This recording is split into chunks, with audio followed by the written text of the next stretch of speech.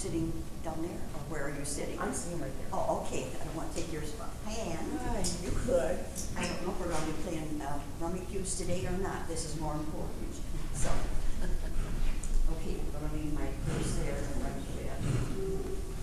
I'll be right back. I haven't seen the citizens.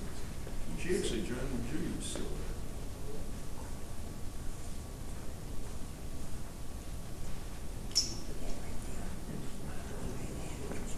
Any of you ladies gonna be speaking?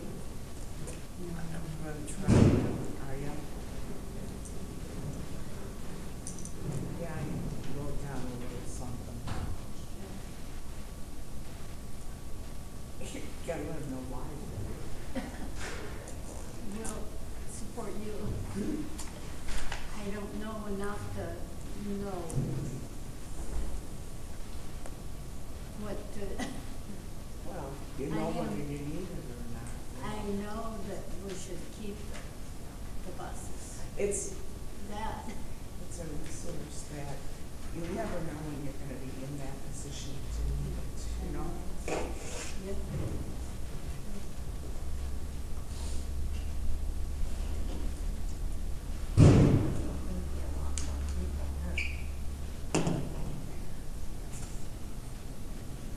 Morning. Morning. Morning. How are you? Thanks for coming. Thank you. Thank you. Thank you very much. It's my Elvis routine. Thank you very much.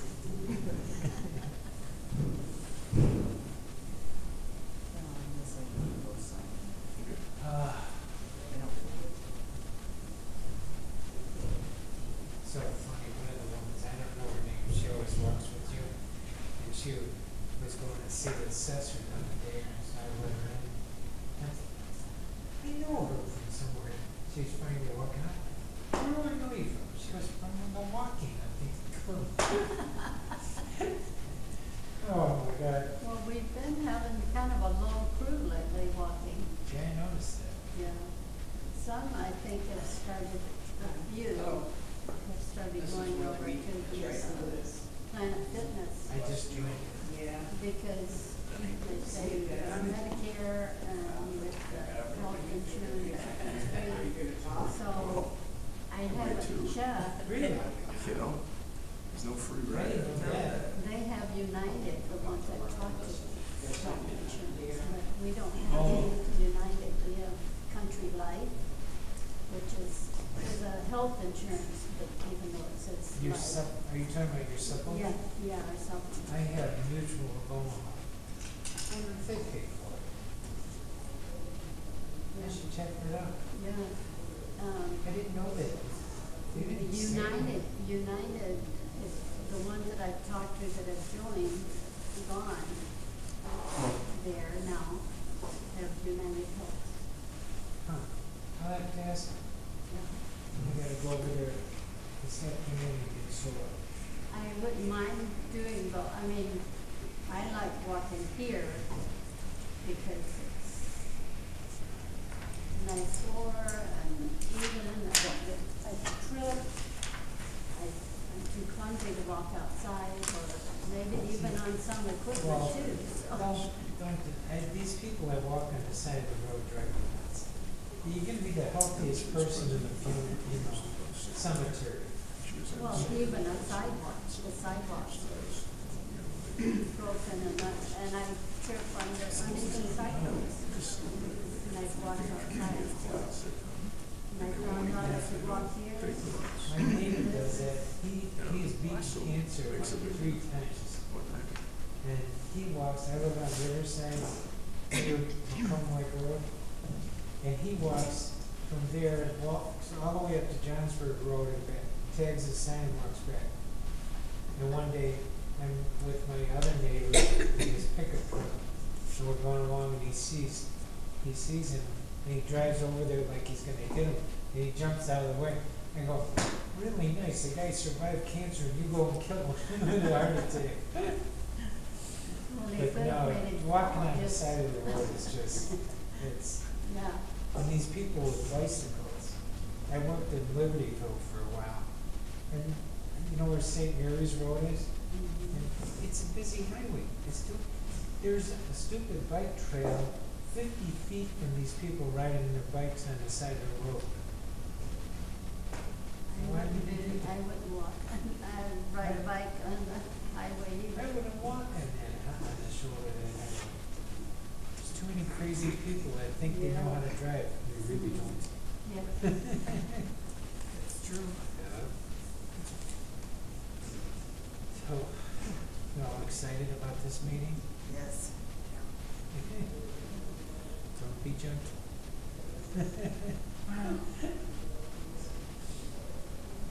Don't worry, they're not gonna do anything about it. Won't let them. I think I know that gentleman. It's a gentleman. That's hoping Mark comes. Yeah, I was too. Thought maybe she'd say something too.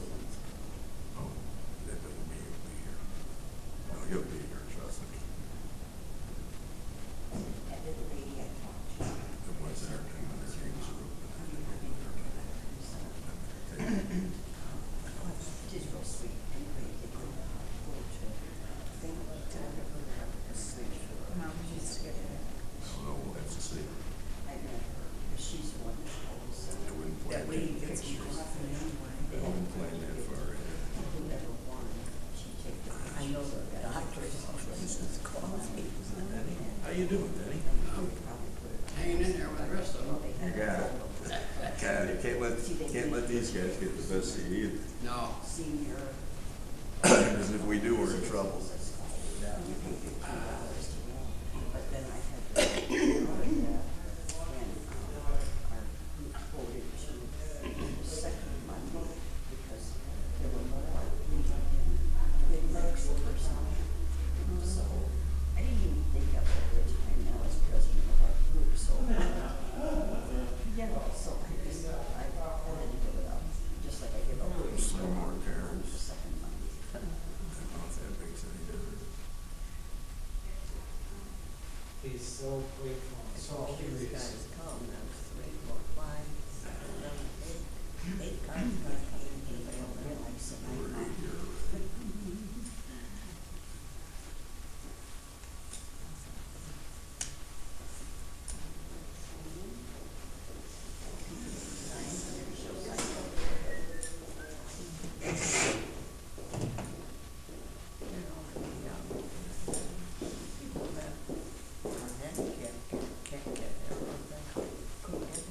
The bus doesn't run this early.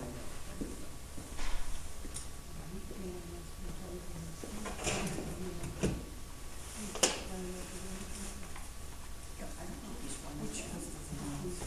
There's a township bus that runs this early. I got you. Okay, then that does.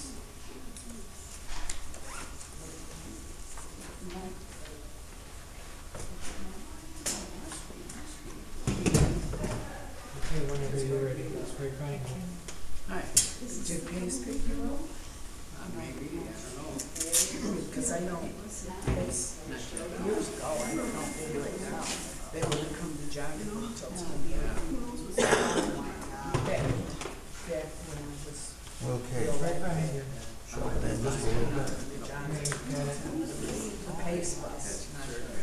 Yeah, but Pace was, it wasn't, then when they get on. I know.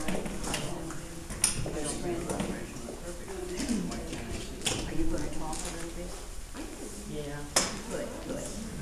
You probably say what I would say then. Brian, Morning. been a while since I've seen you. Yep. Yes. All right. You're already ordered. Thank you. It's not happy. It's old. Be happy you're still getting them. What year was it? 7-0. 7-0.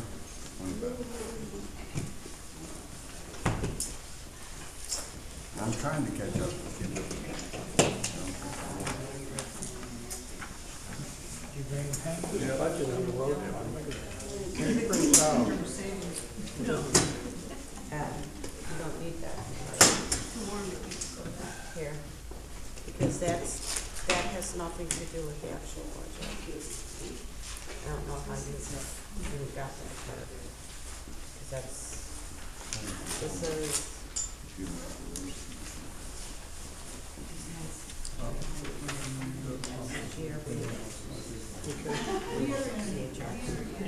This here, I must have sent the wrong one. That's okay, that's okay. I just couldn't understand it. Well, right, because it was on a larger spreadsheet. So, let me make a copy of this. Because I'm sure everybody's got the wrong one then. All right. Let me do that real quick. Don't trip on the cord. I'll try not to. What were you gonna say? Oh, no way. I didn't do it.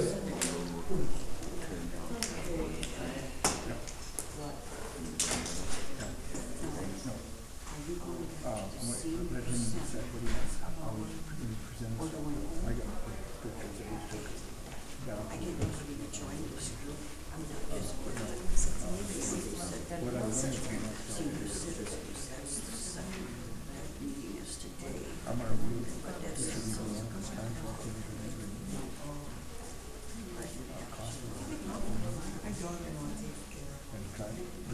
You're gonna be there today.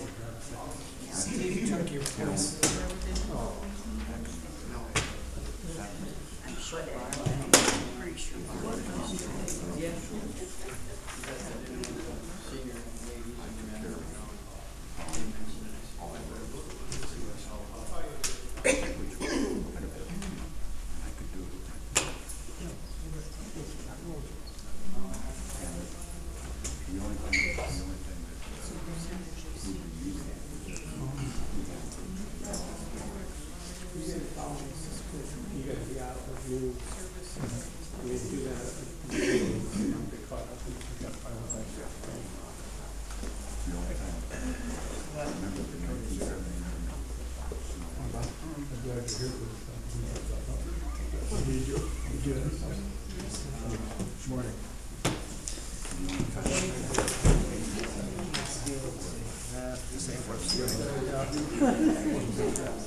Although I'll tell you what, I bought a bunch of pens in that tray, and they vanished.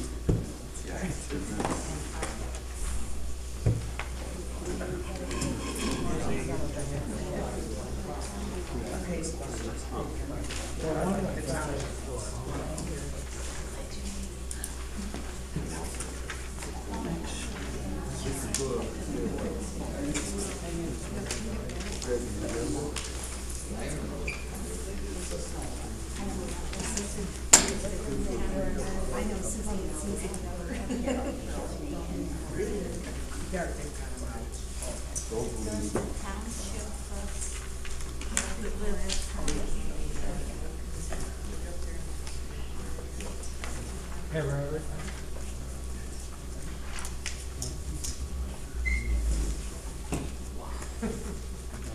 How do you like the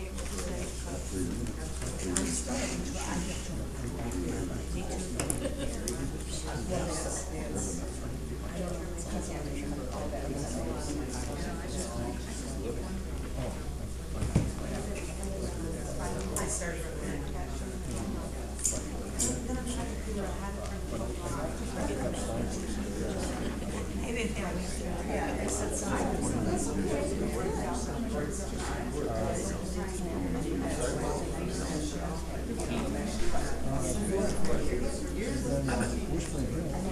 Are you getting what?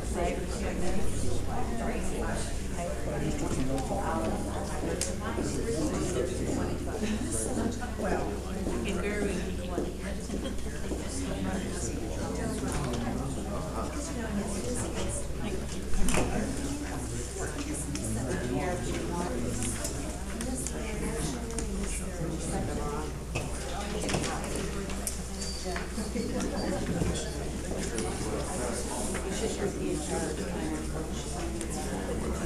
That was an email. Yeah, the GRB one, the email, because it was so extended. It is. I know.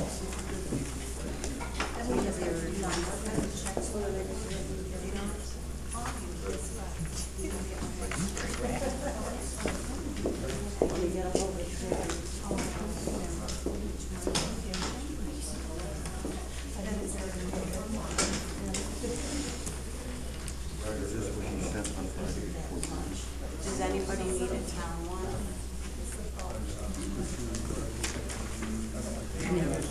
This, right? Yeah, we did do any changes.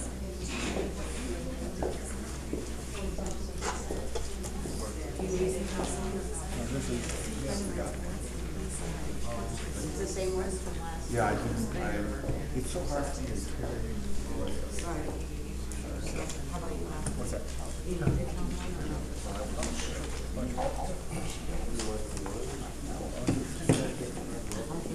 No, it's all right. It's the same as the last one? Right. I got it.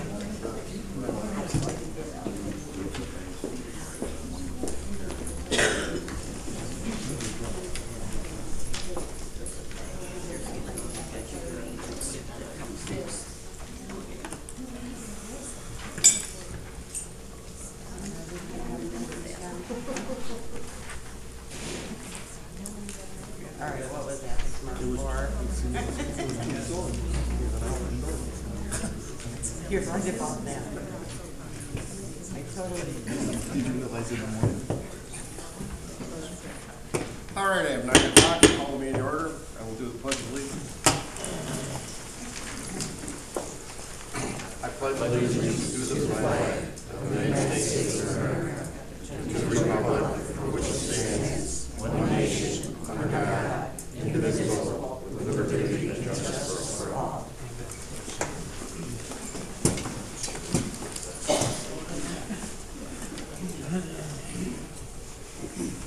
Okay, the first I have public comment. Now, there's public comment before the meeting and then later on before we adjourn. So I have Judy Jonas. Did you want to speak now, Judy? If you could stand up and give your name and your address. You don't have to stand, but give your name and address. Okay, my name is Judy Jonas. I live at 5301 Heather Lane in Johnsburg. Okay, whatever. Okay.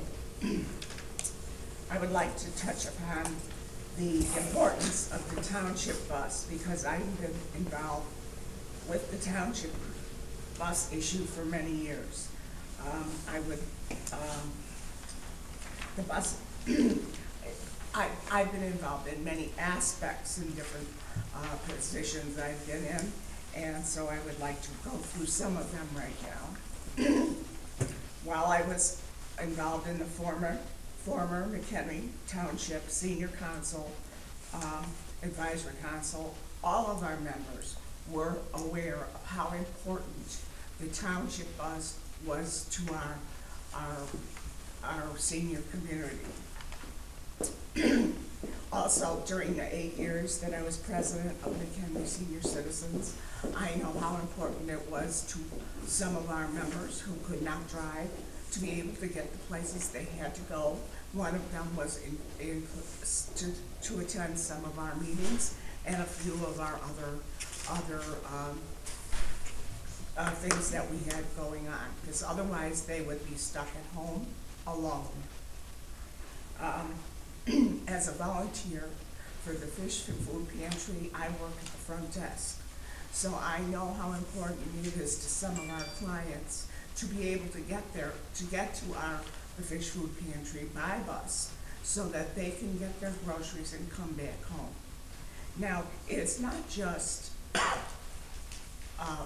these are not frivolous things.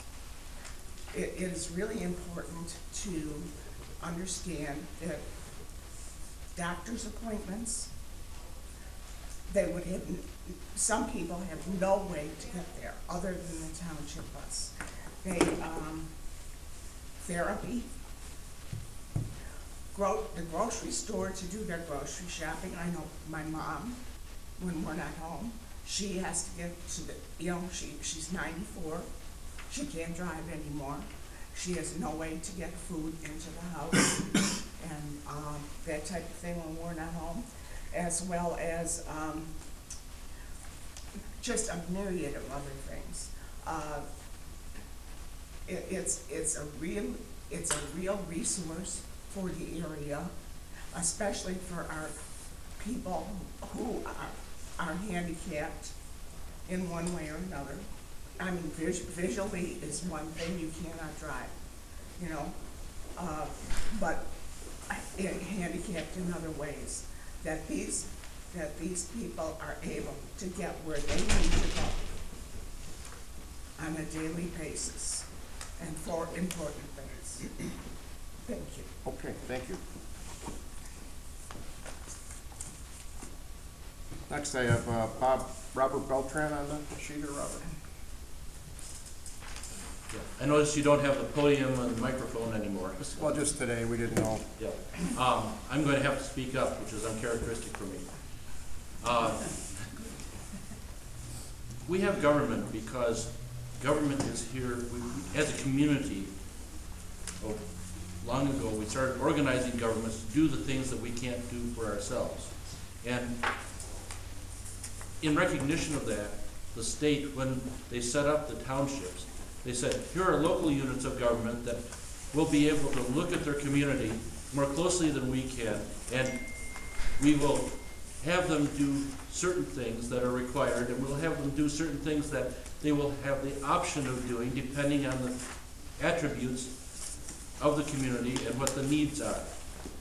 And in response to that, we in Mchenry Township do a few things that are, you might call, optional. One of them is the bus service. Now, I suppose we could save a few pennies on our tax bills by eliminating the bus service, but, and I understand there's a township in McHenry County that has already done that. Their situation that may be justified. I don't know. I don't know what their situation is.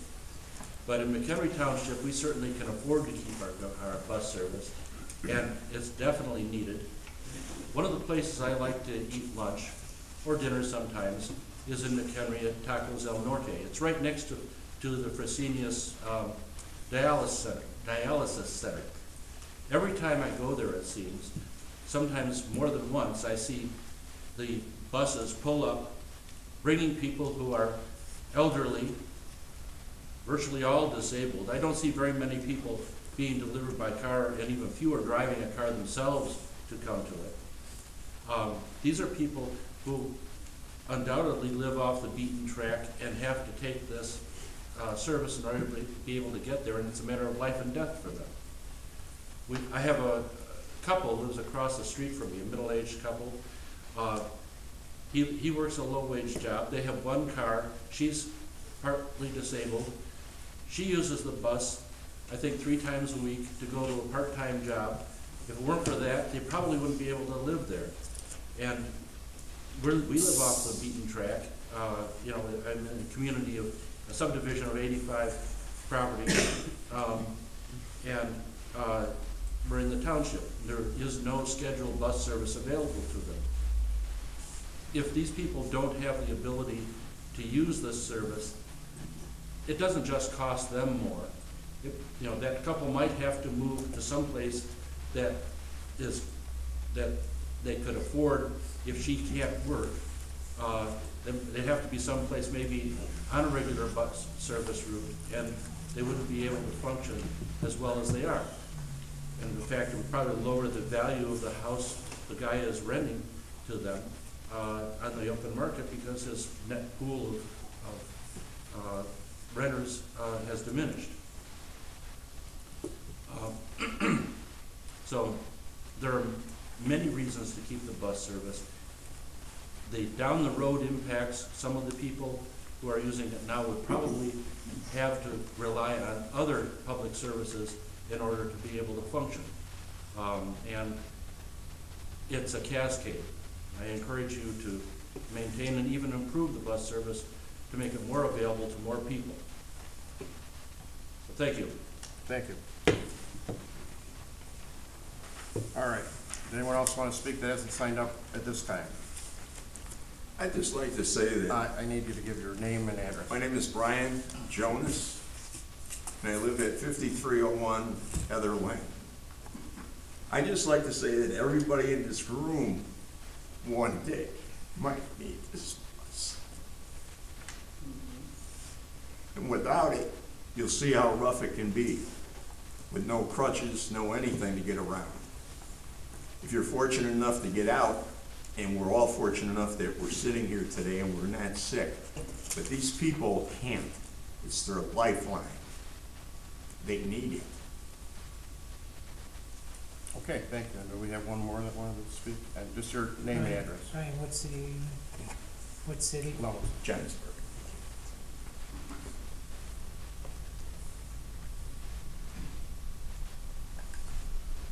Okay, your name and, Candice, 314 South Driftwood Trail, Mchenry, Illinois. okay, go ahead. I just wanted to say that we appreciate the fact that it's $1 each way and that the bus is for seniors only. That's all. Okay, thank you. I see one more in the back row there. My name is Nancy Fike. I live at 2913 Virginia Avenue in McHenry. And I have a couple of questions in considering this. Have you done any studies of what percentage of the county is made up of seniors? I don't know if you can answer that or not, but I think it would be part of the decision-making process, because the citizen or the senior population in this town that has to rely on services that the government closest to us can provide, it shouldn't be discarded at all. And I think one of the things that got me, the last time we had a vote on the township and the roads, there was no alternative offered. So I hope in this case, if you're considering it, what's the alternative? Is the township completely backing out of the segment of our population that votes, that pays for school taxes, even though we're way beyond that? So that's all I have to say. Okay, thank you. Any more at this time? Yes, if you could stand up, give your name. Carol Persky, 5114 Northwestwood Drive, McHenry, unincorporated McHenry Township.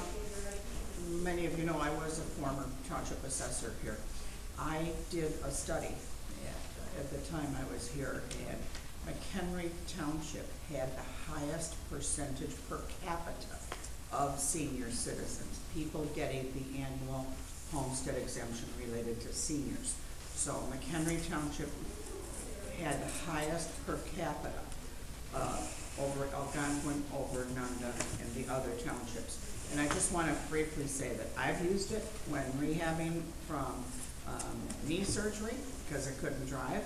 My husband's used it for to and from physical therapy, and I do believe it is a lifeline for many seniors who would ordinarily not be able to get out of the house and socialize, which is very important to their aging process. Thank you. Okay, last call, anybody else? Okay, none being heard, we're gonna move on. Before we get started, Yes. Craig, I have a couple things I have to bring up. I have to leave by 12 o'clock today. Okay, that's fine. And then I will be out of town on April 1st, which is the first Monday of April. Okay, we can So if we can reschedule that that. meeting. Okay, thank you. Then also, Mr. Adams, Mm-hmm. This study that Carol Persky did, apparently in her capacity as a township official, can you get us copies of that? I don't have that study. It would have been in an Excel that would have been in the files that belong to the township back then. Debbie will see if we can find it for you. I don't know that I provided them to the township. I worked with the supervisor of assessments.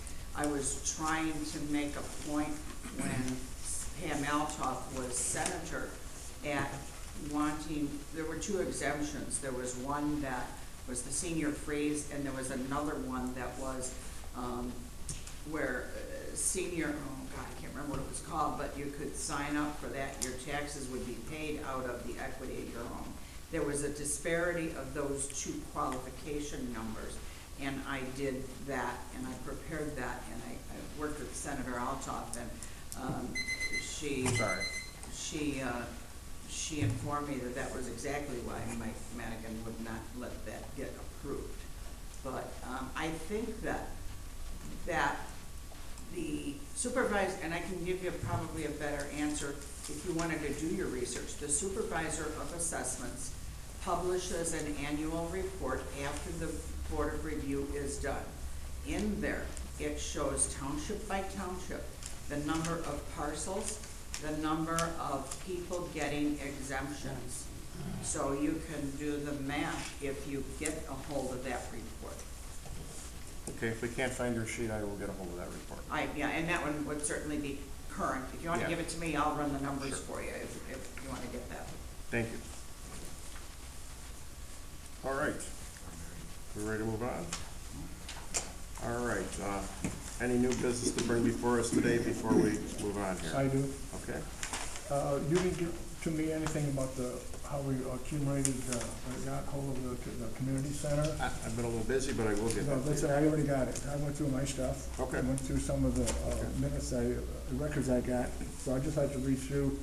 Actually, it actually brings in about how we acquired the three parks and the building, okay?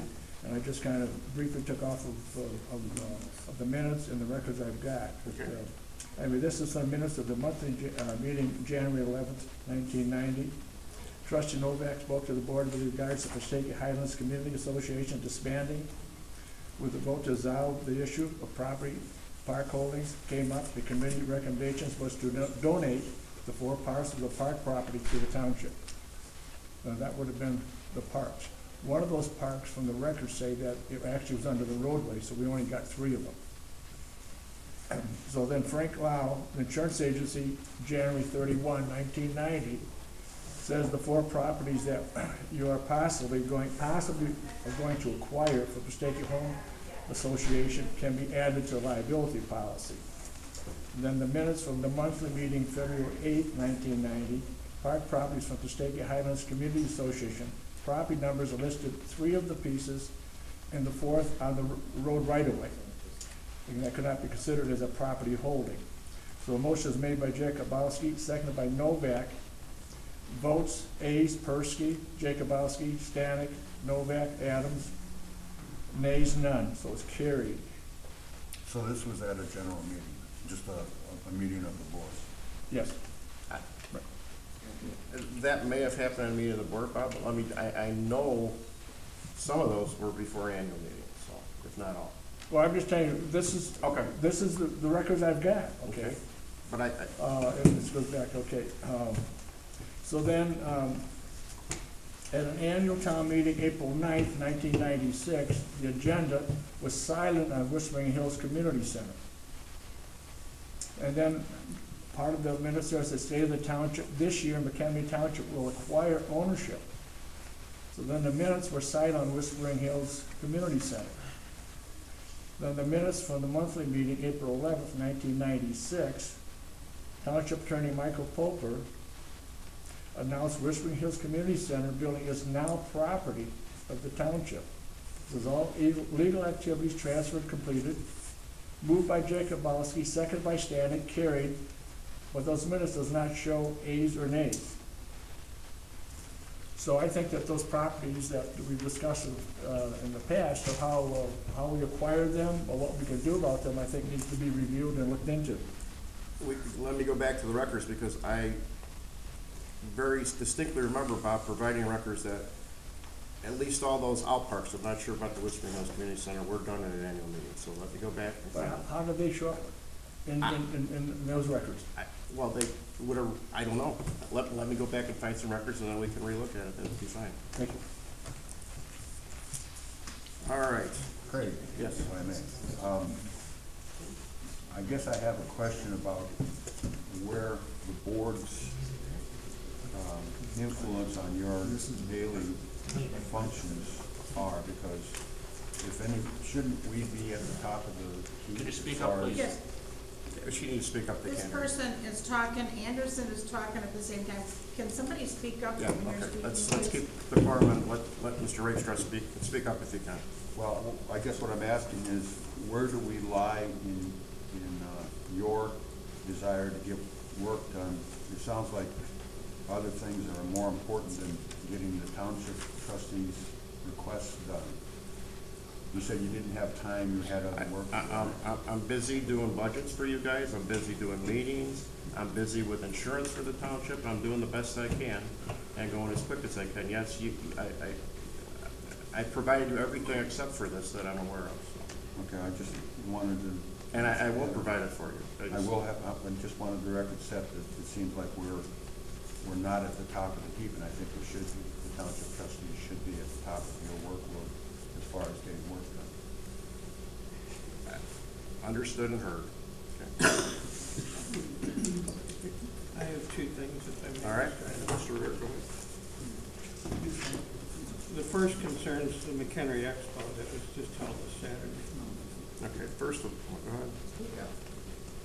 I just find it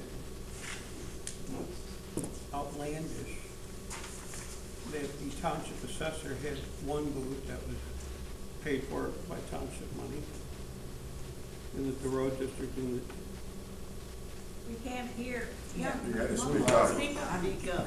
They're good. Senior. Is it all right to continue if I speak louder? Yes, go Until ahead. they come? Yes. Can you hear me? Yeah.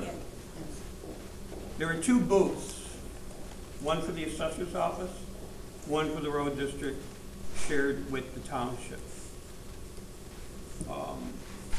I just don't understand why there couldn't have been one, if there's going to be a presence at the thing, why there couldn't have been just one booth. Well, I also object to the giving out of campaign material at the township. I'm gonna, Mr. Beer, I'd like to interrupt that. I did not give out campaign material. Nor did that. Nor did Jim. Well, I believe there was some kind of a flashlight given out with your name on it. There was, it's in Mchenry Township, that is not campaign material. According to you, it may be, but according to me, it's not. And if you have an issue with that, I suggest you go to the state's attorney, who was also there with a booth. Yeah, but he paid for that out of his own money, that's the I problem. don't know that he did or, Okay. I have no idea, did he or didn't he? Also, the city of McHenry was there, the school district was there, the Yo, police whoa, department whoa, was whoa, there. Whoa, don't go into what other people. Okay, Steve, you're trying to say that. Okay, where in the budget are these things? How much money was spent on that? Steve, we've been through all this. I can't tell you exactly. I'll get it to you. $200 for the booth, okay? Right. I take what these people say about the bus service to heart. Okay. And I would like from you, I realize you're pressed with other things. What the township bus service does that is different and does not duplicate the pace in RTA. Be happy to provide that for you right now. What, I mean something in writing. I've got something in writing. These are all the trips we've done last year. Thank you.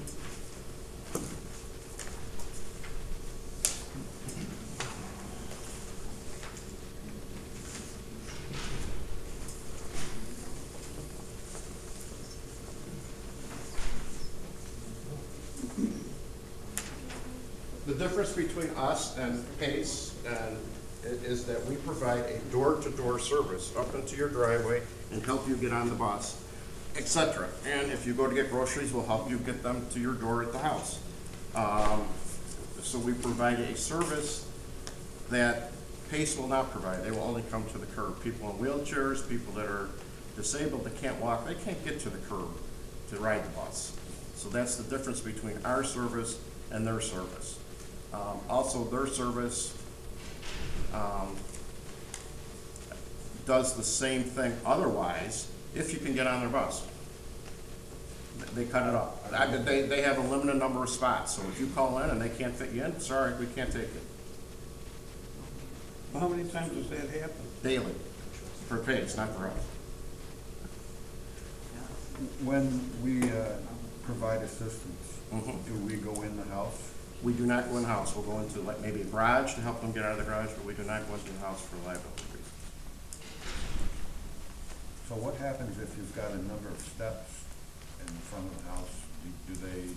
Most of the time, they'll have someone in a wheelchair will have a ramp somehow to get out of the house. And there are assistants from senior services to get those ramps if they don't have them. We don't physically lift someone. Well, having unfortunately been put into a position of having to deal with a disability, I have to tell you that I've relied on people at church to help me, and they've been extraordinary in doing that. And here I guess is my main focus is that I hope that most of you people have gotten to a point in your life where you understand that there's a higher power and there's a need for you to associate with people at a church, and those people at church. Objection, that's Yes. inserting religion. Okay. Government. Yes, okay, speak up a little louder. Order, put your hand down. Order. They can't hear you, so if you could speak up a little louder. And I'm not gonna back out of this. I believe that the reason why this country is in the shape it's in is because people have turned their heads away from God and let government be their God. Well, yeah, That's his opinion, no comments from the audience. and if you were in a faith-based community, those people would come to help you and do the things that this bus service is doing and not require people to substantiate. I understand what you're saying, but I can talk, there's also another organization out there called the Senior Volunteer Network where people volunteer to give the rights to people that don't have the wherewithal to have a right. They can't find enough drivers to help them fill all the needs. Oh. So, and there are organizations out there trying to do that. There are churches that try to do that. They don't have enough drivers to fill the needs. Oh. And there are people that are by themselves. They have no Greg, one else. I'd appreciate if you let me finish. I'm sorry, go ahead. I've never had a want since I've been hurt and unable to do the things, literally in a wheelchair for almost 4 months. Never had any problem getting assistance from people to come and do the things that we're proposing to do here. And better than coming to the door, they actually come into the house because I welcome them to be in the house. I know everybody here is prompted by what they're going to lose if we lose this service. But if you had a faith community or a community of friends who would do the same thing, the rest of the taxpayers in this township wouldn't have to be subsidizing this. And that's my point. Mr. Berger, you're very lucky that you have a group of friends and networks that can help you. Everybody doesn't, that's my comment. Okay. Since you handed this out, you say people have been turned away by PACE? Yes, they're turned away by PACE daily. You have to make a reservation 24 hours ahead of time, and these people can testify to the fact that if they've tried, they've often been turned away, and they're told, we're full or whatever, we can't take it. All right, so let me get this straight. PACE runs service for the disabled.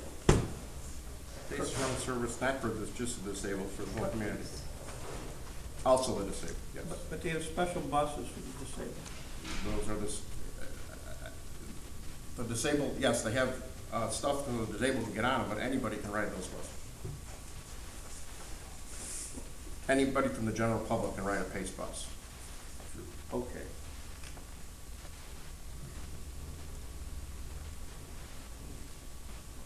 And the township runs a special service for disabled, Seniors and disabled, yes. but not for anyone else. No. So you must be either a senior or disabled, sometimes people are both, right? Correct. So in this graph,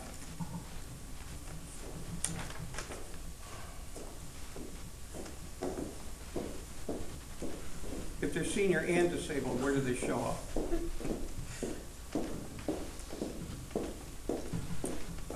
You know what, if you look down under averages over there, it's showing you trips per month, 728 senior trips per month, 285 disabled trips per month. So someone could be a senior and also be disabled, but probably not being counted in the disabled portion. Those are probably people younger than seniors that are riding the bus because of their disability. I'm trying to get a handle on the number of trips that are made, okay? And you have it demarcated by each month, Well, it's a precise number. It says right at the top there, 546 senior trips, 270 disabled trips. Right at the top, first, I mean, each line per month.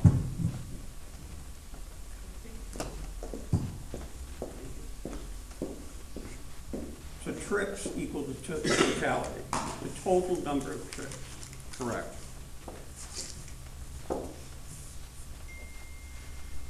And then it says donations received, so please explain what Okay, that means. we have to, because we have federal and state grants, we have to, according to those grants, people only have to make a donation to ride our bus. If they can't afford to, or they choose not to, we cannot make them pay a fare. It's the federal code with our grant. So therefore, those are the fares basically that people are paying. They pay a $1 fare going each trip, so each point. So from home to the doctor, from the doctor to home would be $2. Okay? 99% of the people pay the dollar. There are some people that probably can't afford to and do not.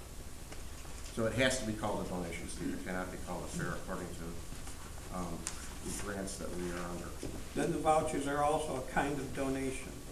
The vouchers would also, the only difference with a voucher is, in order for convenience, you can buy 10 vouchers. There's you can buy a book of 10 vouchers for $10. There's no discount, but then you don't have to carry cash with you to pay the driver. I'm going to make a request to you and for Debbie, if she can get a copy of this to everybody that's here. Oh, sure. She doesn't have it, so.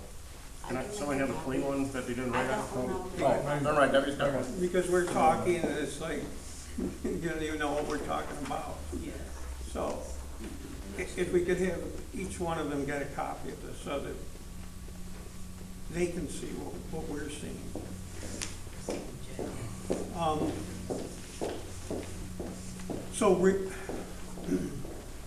All right, so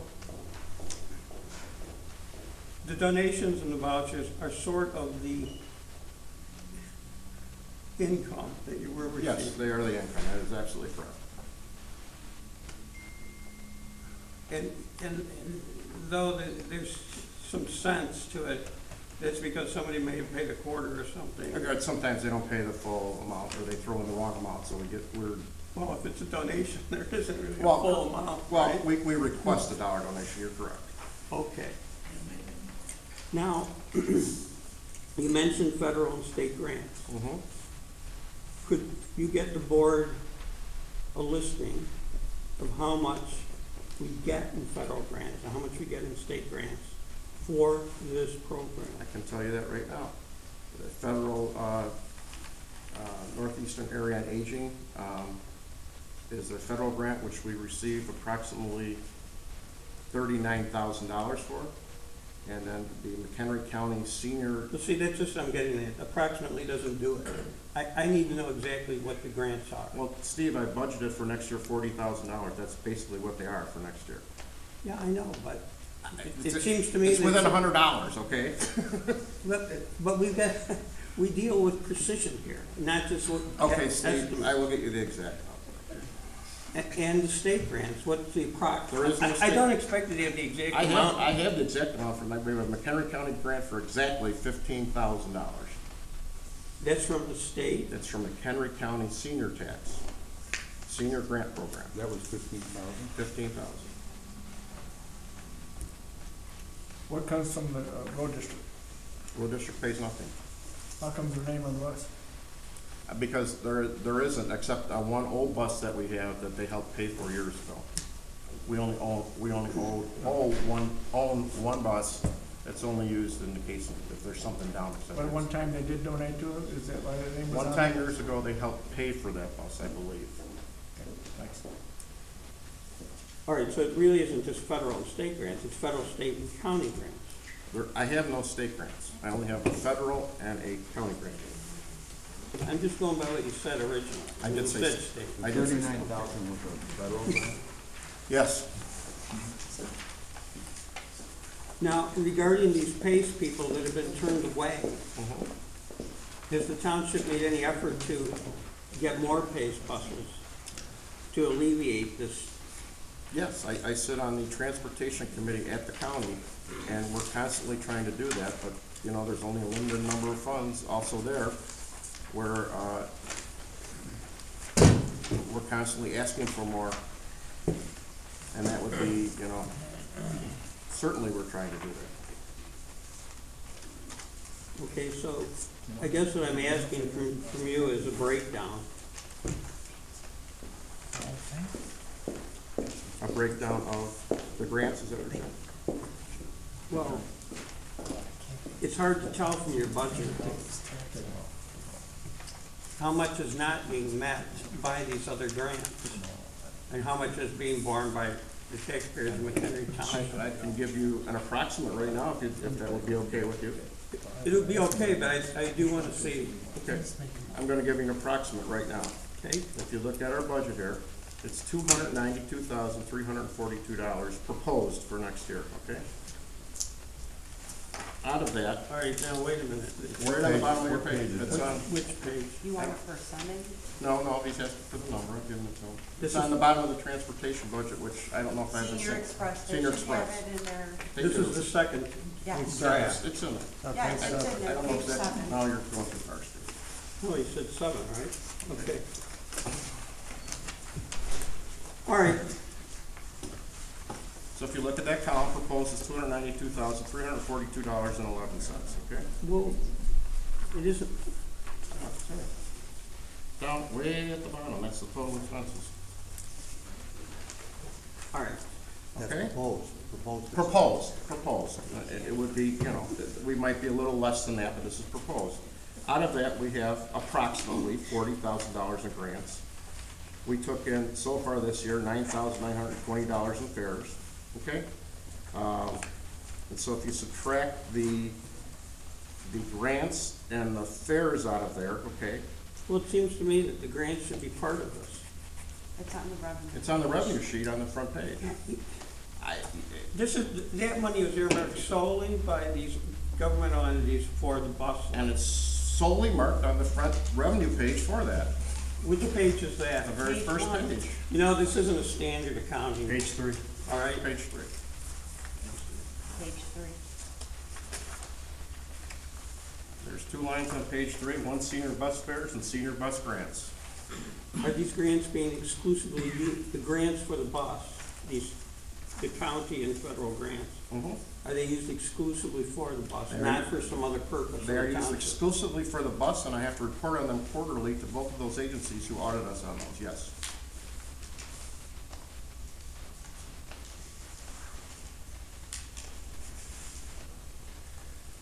So if I could get back, so we approximately have $49,920 in income, okay, from the grant and the fares. You subtract that from the $292,342.11, the township's portion is about $242,421, okay? Out of that though, let's look at it a different way. There's approximately 28,500 parcels in this township. So So if you take that $242,421.84, and this is not an exact science, but you divide it by the parcels, that's $8.51 per year that people are paying, which comes down to about 71 cents per month that the township is paying to take care of our seniors. The taxpayers are paying. Those are the numbers, though, that I keep hearing all the time that get everybody in trouble as far as their tax bills and how money is spent on. It's always a small numbers breakdown. It's like years ago when I got involved in this township situation, it was only gonna cost a cup of coffee to keep it running. But as my life has gone by and I see these tax bills explode and everybody's complaining about it, it's all this little small little stuff, and you keep building and building and building. Well, My opinion, I understand your opinion. My opinion is I don't buy that, breaking that cost down like that. I think it's a collective situation. I think you need to look at what it costs per ride. How many townships are given this bus service? There's 1,433 townships. How many of the townships in the state of Illinois give this service? There's a lot of townships that run a bus service. Palatine does, I believe Algonquin does. I can't tell you exactly. There's 1,700 towns or whatever, 1,400 townships. Yeah, 1,430. I But most of them don't, would you say that? I don't know that. Well, would you generally say, I would say. I would say I'll say by far the majority don't give the service. I would say probably the majority don't, yes. If you wanna know what the cost per ride is, it'd be easy to figure out, because you got the average trips of Our 1,000. cost per ride off the top of my head is about $21 per ride. That's cheaper than the pay service. It's cheaper than public transportation per ride. We have to report that number. What happens when somebody's given a ride to a doctor outside the county or the township? There's only two places we go that would be out, they have to live in the township first of all. Okay? Believe it or not, Integra Hospital is outside the township. We will go there and take them to the doctor. So that, we will go there, if they have to live in the township to get on the bus, okay? Okay, but what happens if it's outside the township? Do they still have the availability of the bus? We won't go. I mean, out of the county, I'm sorry. Out of the county, our bus will not do that, no. Then they have to find an alternative way to do that. And that's where that senior volunteer network comes in. They will take people to the VA, they will take people various places to Chicago if they have to. If they have the person to do it. Okay, so, of the proposed budget, well, why is there such an increase in the proposed budget for next year over this current year? Like something on the order of 38,000 more. One is it's mostly in salaries there, Steve, it looks like to me. And that has to do with, we've had some people take insurance that we didn't know they were gonna take insurance that we have to provide for them. All right, so how many full-time employees does the township have? Yeah, I'm sorry, say that again? I'm sorry. I didn't. How many full-time employees of the township are involved in the Senior Express? There's three full-time employees. So when we say Senior Express, we're really talking about seniors and the disabled, right? Correct. Okay. In other words, there isn't a separate. No, there is not a separate. This is the whole program right here. Okay, so I assume you need drivers, right? Those are the three full-time employees, the drivers. And then who maintains these vehicles? We lease the big vehicles for $100 a month from the pay system. The road district changes the oil and does the maintenance for us, and that's an intergovernmental agreement with them. So how much does that cost? Minimal, I don't know if we've tracked it by 12.5. exact, well, 12.5 is the total, but that includes other things. That includes the fuel, That includes fuel too. fuel and maintenance. Fuel and maintenance is $12,500. So we can get through a whole year on $12,000? Yes, for maintenance and fuel.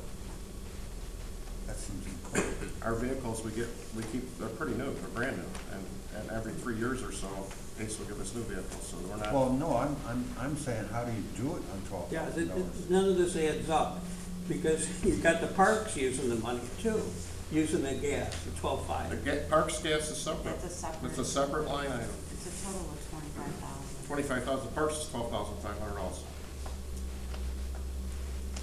those buses are replaced every 3 years?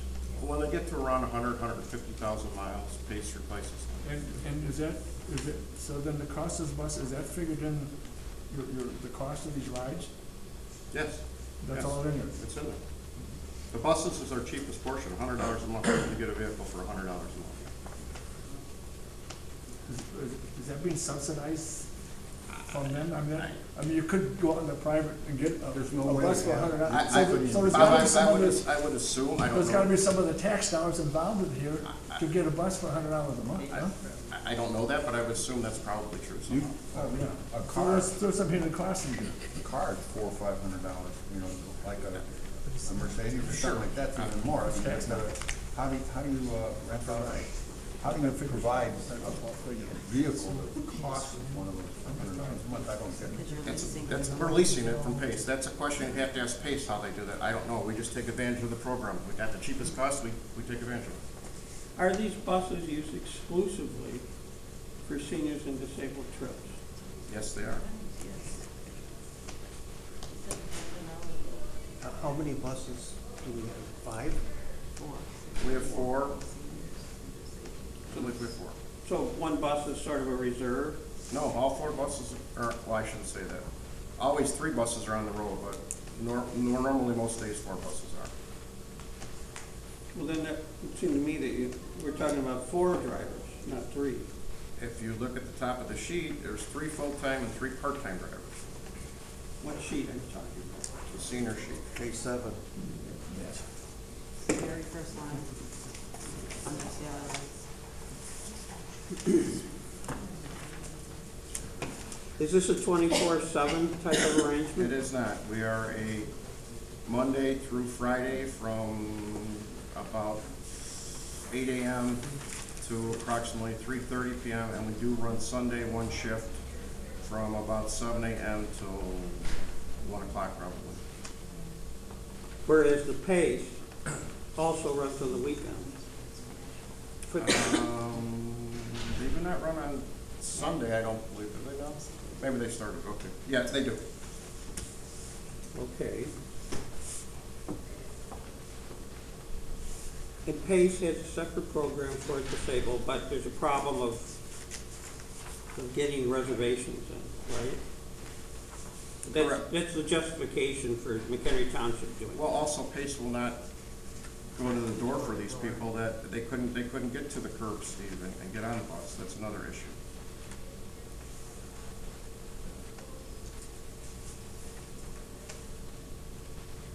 And how long has the township been having Senior Express? Since 1999.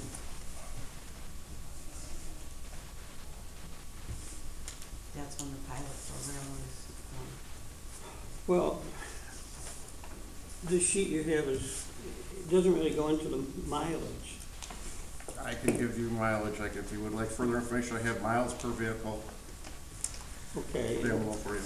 So, are people ever turned away from Senior Express? They could be, it's very rare that they are, but there could be a day. I'm asking, have yes. they ever been turned away, sorry, we can't? Yes, there has been days when we're sorry we can't because we can't fit, we can only fit so many trips in a day. But the number of refusals on our service is very small compared to Pace. All right, so give me an idea of it. How many people are refused trips for Senior Express in a year? I will have to get you that number. I would.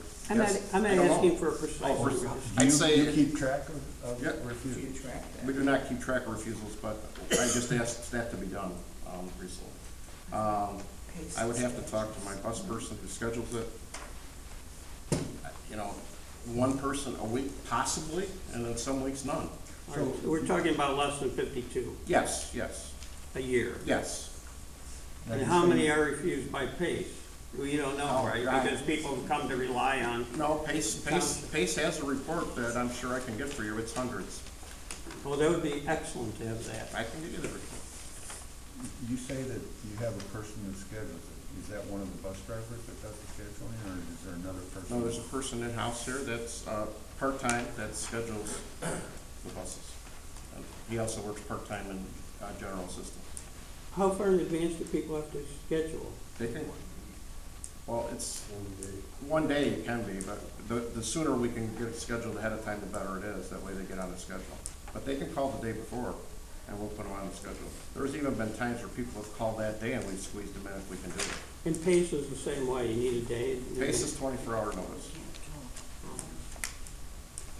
And how many PACE buses are serving Mchenry Township? I have no idea, Steve. Could find that out for you.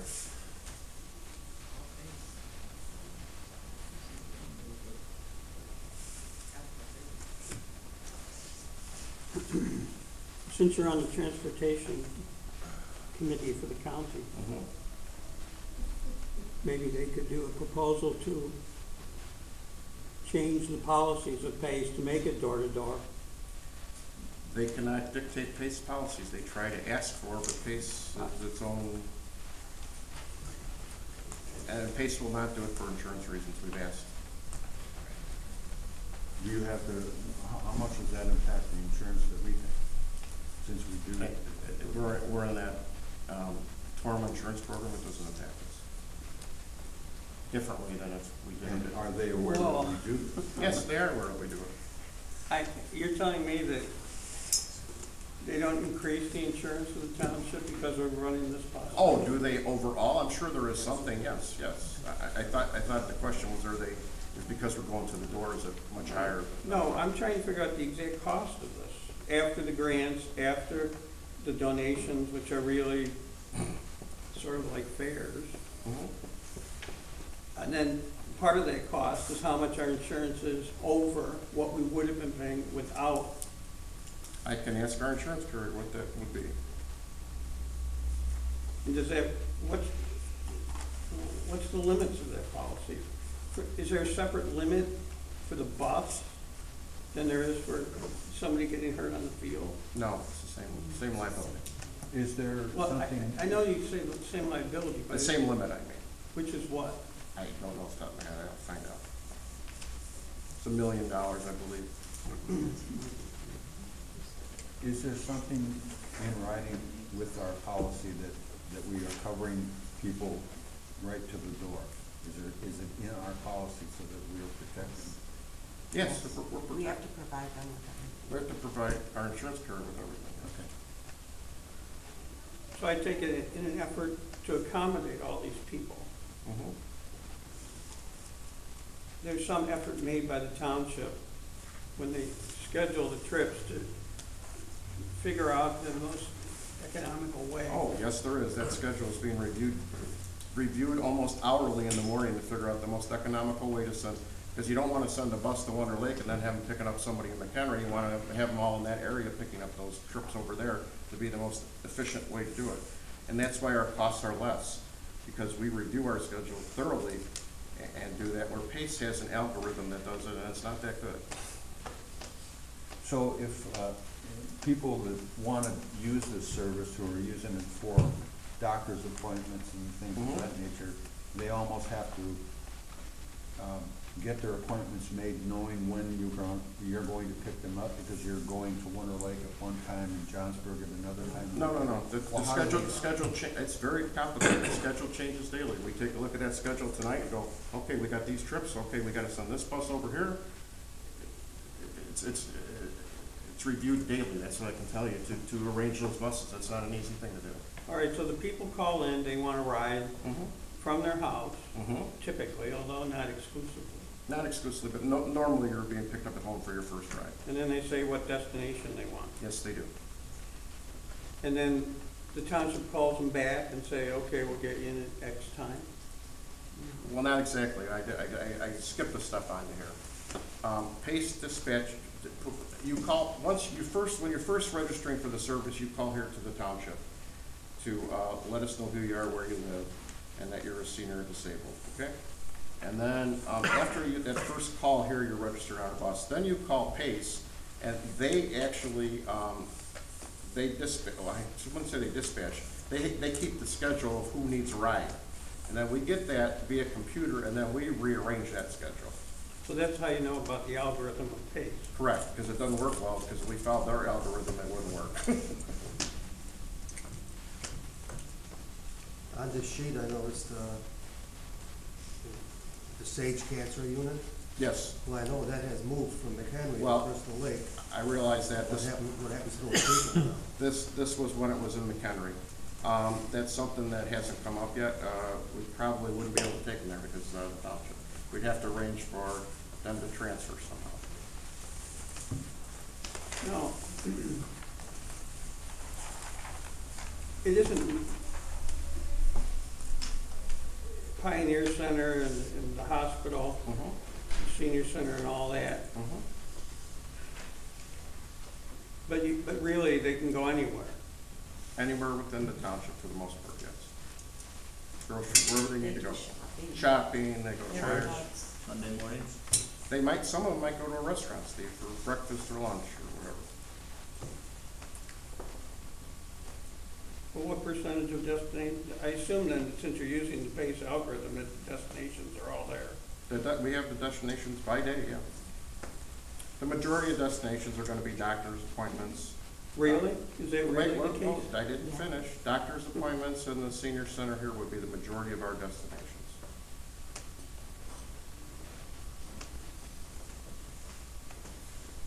Well, then I appreciate some documentation for that, Okay? which shouldn't be difficult since it's all on printouts, right? It's attached to all. It's just so you know, I will give it to you, but every day has, 4 sheets for 4 buses with the destinations where those buses are going. I want to know, if it's just a few people a week going to doctors, okay? Then this looks a little different than a bus service to wherever destination they want. All right, you're talking about necessity things versus Right, maybe we not. also on that sheet, talking about necessities, we take a lot of people to dialysis 3 times a week, which is a necessity. Do you have a number, how many come here for the senior services? Yes, Because that's I'm not a sure necessity, but you have a number broken down for that? I can get that number for you because I've got those sheets. It's gonna I'd take like us to- some time to see compile that. all that if you want it by, you know what I'm saying? We're gonna have to go through each sheet and start to count. Well, I'd like to see how many are coming here to senior services. How about, can I give you a month representation? Would that work? Sure. Okay. Yeah, just somewhat of an idea, yeah. All right, so I take it at some point, even on the weekdays, service is no longer available. Say that again. Oh, could it not be available? No, the time, what are the times that you run it on the weekdays? We've already said that, 8:30 to 4 p.m. basically. We stop at 4 p.m. So if somebody needs a doctor's appointment at 3:30 and might go along, what happens to those people? That person that needs a doctor's appointment at 3:30, we would get them to that doctor's appointment. Our bus drivers don't technically log out of here until 4:30, so there is some carryover. We stop service at 4 o'clock. If you've got a doctor's appointment at 4 o'clock, we're not taking it. You're gonna have to rearrange that appointment. And the people that ride our service realize that. So there might be people at 2 o'clock for an appointment, they don't get seen till 4. What happens to them? They're not left there, right? No, we pick them up. We leave no one. Does that ever happen? Sure, it's happened, and that's why you'll see some minor overtime in that program, because sometimes, that happens, and then we gotta pick them up, so.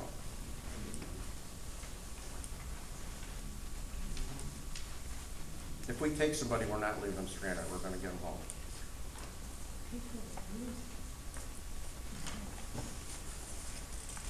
Is the program run efficiently? Like, if there's certain days of the week that you've discovered over time in your experience, where there are more rides needed, that's where the part-time people are put? Correct. Wednesdays is our busiest day for whatever the reason, we know that.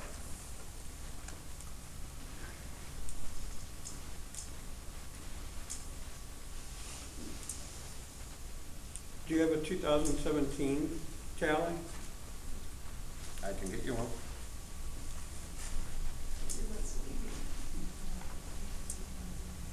Would you say there's more? There's been an increase in the use?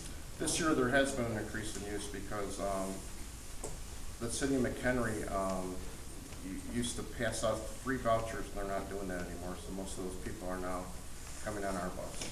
You know, when you say they used to pass out free vouchers, I mean, the city was running its own bus line too? They weren't running a bus line. For seniors, they were passing out a voucher to take PACE, I believe. And they're no longer doing that, I guess. As a cost-cutting move? Or something? They're just not doing it? They're not doing it. When did that happen? It happened in the last year, so our ridership went up. Probably about last January. So, I'm not trying to pin you down to an exact number. Because of the cessation of that program by the city of McHenry, what percentage increase have you noticed for the township? And just an approximate. I can give it to you in terms of, not percentage, in terms of, we probably got an additional 10 to 12 riders that we didn't have. So, we'd see that on the 2000. The year before, you noticed the difference, the lower ridership, yes. Okay.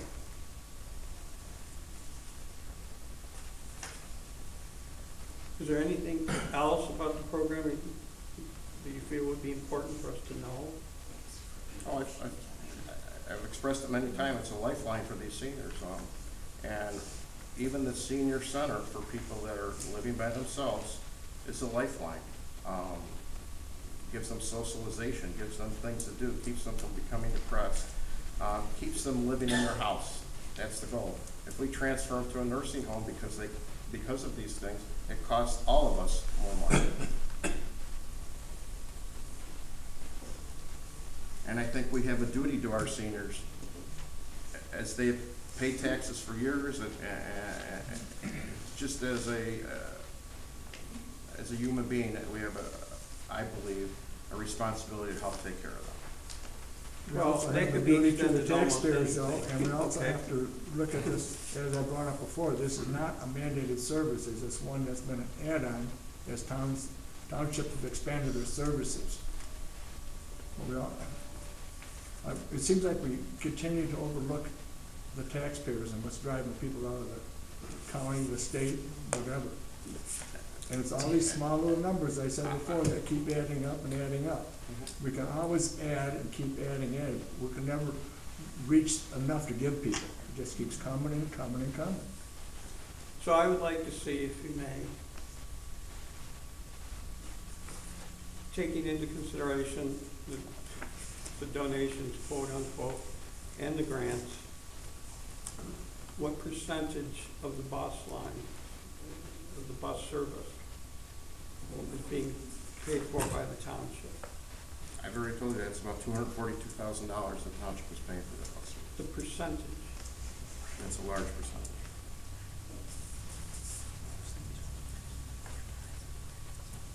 Oh. Yeah. And compared to the prior years, so you have some kind of handle on it. What we're facing. Prior year is on. About 80% is not covered, 20% is.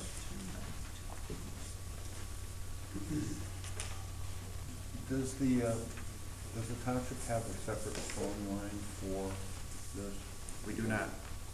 So when a call comes in, it just comes to the township and then it's directed to this part-time employee? No, you didn't listen to me.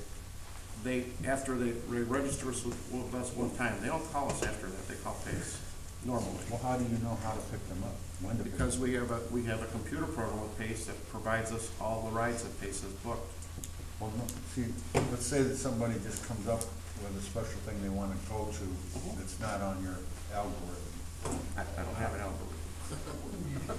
PACE does. Okay, well, how do you know to pick them up unless they call them and They call PACE, PACE puts them on the schedule, they want to go here at this time, and then we figure out how to and do then it. PACE contacts you, or how does that work? They don't call us, it comes through a computer program. Okay, so this part-time employee is responsible for dispatching the driver?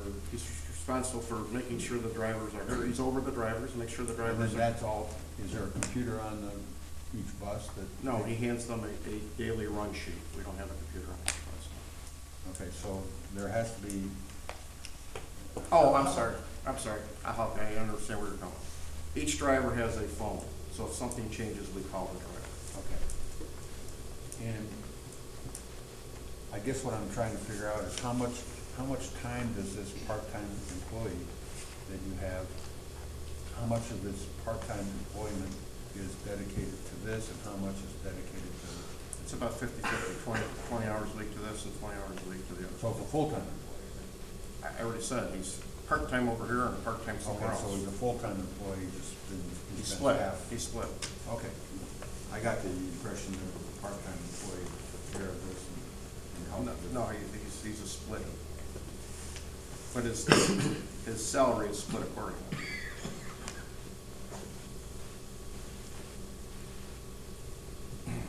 And you'll have the figures for how much extra the insurance is, because I would think with 3 buses, that would be a considerable amount I will- added on, which is the cost of the Senior Express that's not really in this budget. Okay, All right. I All right, understand now- what you're saying, I will find out. Now, the bus, I take it that if something goes wrong with the bus, we're on the hook to fix it. That is correct. But it isn't just ordinary maintenance, it's like parts and everything else. We have, other than tires, Steve, which we are responsible for, we really don't have a lot of major things happen to those buses because they're so new. And every 3 years they're switched out. Every 3 years or a certain amount of mileage, yes. So we don't get to the point where they're, breaking down on us a lot. Did you say either 3 years or mileage? It's really mileage, it's not Oh, it's years. mileage? It's more like 100,000 miles or 120,000 miles. So how long it takes to get to that, that's when they give us the bus, that's how they base it on. Quite a deal. Let me get a check. That's incredible. Is there a mechanism for the seniors and disabled who ride the bus to either complain or to commend the township? Oh, yes, Employees. I often get complaints and we address those complaints. And we also get, it goes both ways. So what are these complaints? Sometimes we get complaints about a certain driver maybe that they're not happy with, so then we address those issues. Sometimes we get complaints that we weren't timely enough probably in terms of picking them up. Some people, if they may be scheduled to be picked up at 3:30, we can't necessarily be there right at 3:30. We might be there at 3:40, okay, due to scheduling. And some people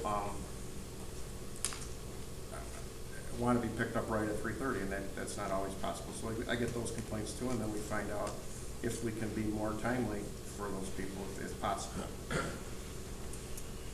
Is there any kind of log taken on when somebody has to go to the door to help them or versus just being able to stop by and pick them up at the door or at the, say, the driveway or the road?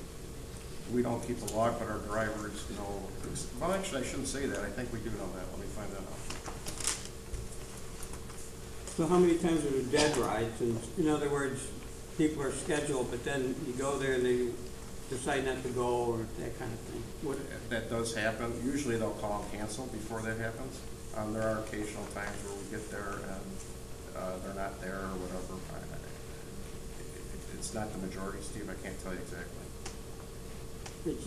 So this isn't in any way a flag service, or okay, so you've made a round, you take a few people, somebody can't flag the bus down even though there's empty spots.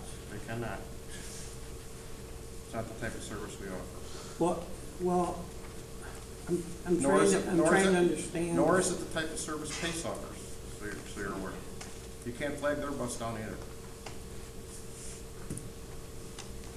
So are these usually just one-person trips? No, not necessarily. Most of the time, our buses have 3, 4, 5 people on them. We're trying to group all those people to, so that it's most efficient. Well, anecdotally, I've seen quite a few times where it's the township pays, okay? The township police pays bus that's empty. And I realize that maybe because you're dropping somebody off, but I've seen it. It's gonna be empty sometimes, Steve. They're gonna drop people off. Maybe they're on their way back, they're done. I don't know. I just find the $12,500 for gasoline unbelievable for the amount of mileage Well, that's what we pay the road district. That's all I can tell you. That's exactly what we pay the road district. Yeah, but that's not really a true cost. Okay? It's a true cost because that's truthfully what I'm paying. But it's not a true taxpayer, Stephen says it's not a true taxpayer cost. What do you mean it's not a true Well, taxpayer cost? well. The taxpayers how aren't many paying, miles- they're not paying any more well, I for it. think, how many miles per hour, how many miles can those buses get on a gallon of gas? I don't know. And it's pretty easy We math. have We that. could do some, We have it. yeah. I don't And then know. we could figure out how much, if that number's correct or not. I have the exact amount of gallons of gas we get each month. I have that. Well, that's some easy math. I've got it, Let's see what I've that- already got it. Let's see what that total figure would be. Sure. Compared to the one that Steve's talking about there. Well, it's coming out of something, okay? We're not getting a true idea of the expense. If the road district is subsidizing it, okay, which I can't imagine they wouldn't be. 12,500. How could this bus line cost as much for gasoline as the parks? I'm sorry? Are Something- you asking me? Yeah, something's wrong. I think it was a contribution. It was the road district helping to provide the bus service. Well, But- then that's, And should so be it was figured never in the broken down cost. before, so if you want it broken down in the future, then that's what we would do. It's not a problem. In the past, it's been done that way. No, it because- should be done that way, they're proper accounting practices, these are separate, you've got separate treasuries, okay? And we're trying to come to grips with how much this thing really costs, $22 a ride, right? A little less. But it really is more. If you're giving them, If if we, you're giving them 50,000 We tried gallons to- of gas a year. in previous years, it was decided a long time ago that to keep Look. things, just, let me finish, all No, right? you listen, for a change. Let's hope. Mr. Condon's speaking, Mr. I'm Mayor. asking the question. And I'm Mr. trying to Condon was answer. speaking and you're interrupting him. Can he finish? No, he can't finish because he's not answering the question I originally asked. Oh, man. You're out of order, Mr. Bear. All right, well, let's move on. Well, have him answer it then. Mr. Condon, please answer It the was question. decided years ago, instead of being, following and creating a bunch of paperwork to document anything, everything that the road district will provide for $25,000 a year through an intergovernmental agreement, it would provide the fuel for the parks and for the bus service. And they would do the maintenance on them, just like we do the maintenance on the parks, equipment, things like that also.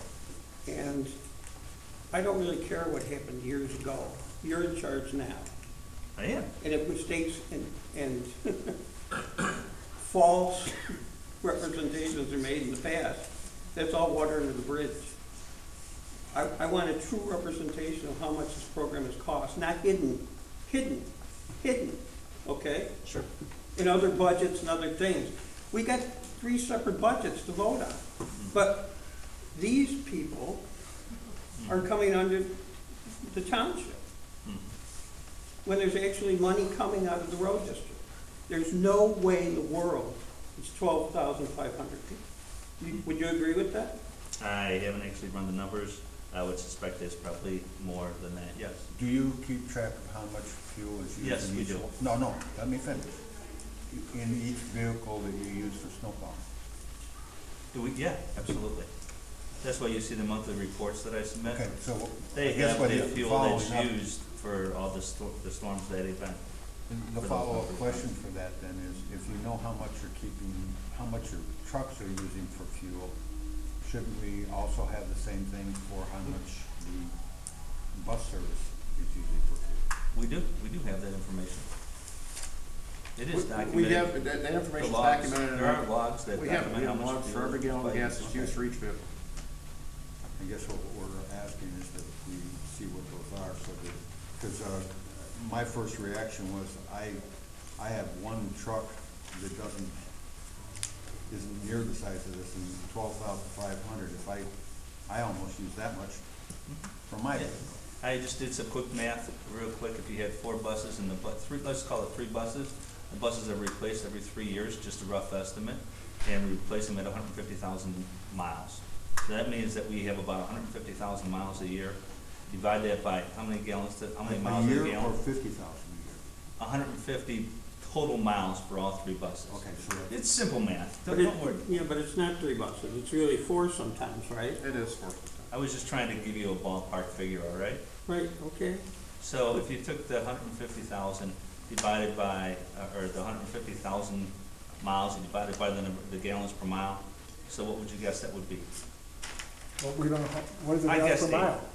We're trying to figure out miles? the gallons, that's all. Huh? I would Just say trying about to 8 figure out the gallons. gallons to the miles approximate for. So if you do 8,000 miles to the gallon, or 8,000 miles to the gallon, that'd be nice, wouldn't it? 8 miles to the gallon. Someday, right? We'll get there, right? I want that bus. So if we said 150,000 divided by 8, it's about 18,000 miles, 19,000 miles. And then figure out what fuel costs, which is somewhere around $2 a gallon. For simple numbers, it might be $2.50. I think they run on diesel if I recall correctly, but I'm not No, positive. we run on gas. On gas? Okay, so call it $2.50, just multiply that out. That's your approximate cost. We also do, when we do the maintenance for the bus service, I believe we supply a bill to the township for the maintenance of the bus services. It's all, Because we're reimbursed It's from all, that. it's all correct. As far as, if there's any preference, it's a I'm sorry? much smaller item here, but my understanding is that a diesel gets a little bit better gas mileage, correct? I think we get the buses supplied to us. They're supplied to us and they're not available on diesel. Yeah. You're right, they will be better everywhere.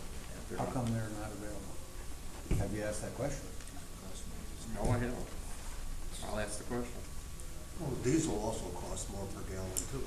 Yeah, it costs more, but you get a substantial gain in. Well, it might balance out. if it's there. And diesel shouldn't cost more. It's the easiest. Well, it shouldn't, that's beyond our control. Yeah, shouldn't cost what it does. Well, the point of this whole thing is that there's no real transparency in this budget, from my point of view. I understand. And it's like, you know, if we've got we're at a crisis in this township, in this county, in this state. Wait, we're not at a crisis in this township. Yeah, we are. People are being taxed out of their homes, probably Yeah, some but of these that's people. not, that's not a result of Okay. the township. One at a time here, please. Mr. Greer, I think you have the floor. We're accountable to everybody, okay? If we had all this extra money, fine. As far as I'm concerned, I think the bus service is more essential than a lot of the park stuff, okay? I'm trying to get a handle on how much the real costs of this are. I realize in past administrations, no one ever went for the fine-tooth comb and started looking at everything, okay?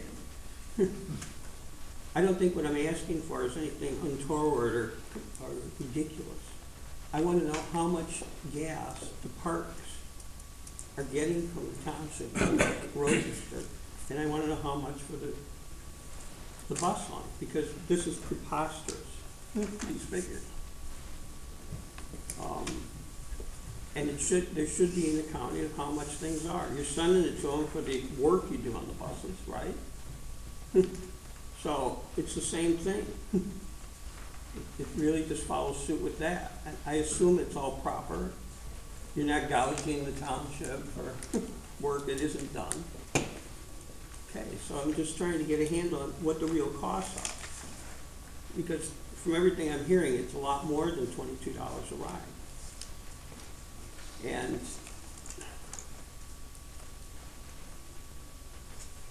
Mr. Greer, we've heard you and we'll provide those. well, do people call both? They call Pace and then they call here for rides, hoping to get the first one, or how does it go? I can't answer that question, Mr. Greer. They call they have to ask for our service when they call Pace. Okay. So Pace doesn't funnel things to you No. unless it's a request specifically by the rider. Correct.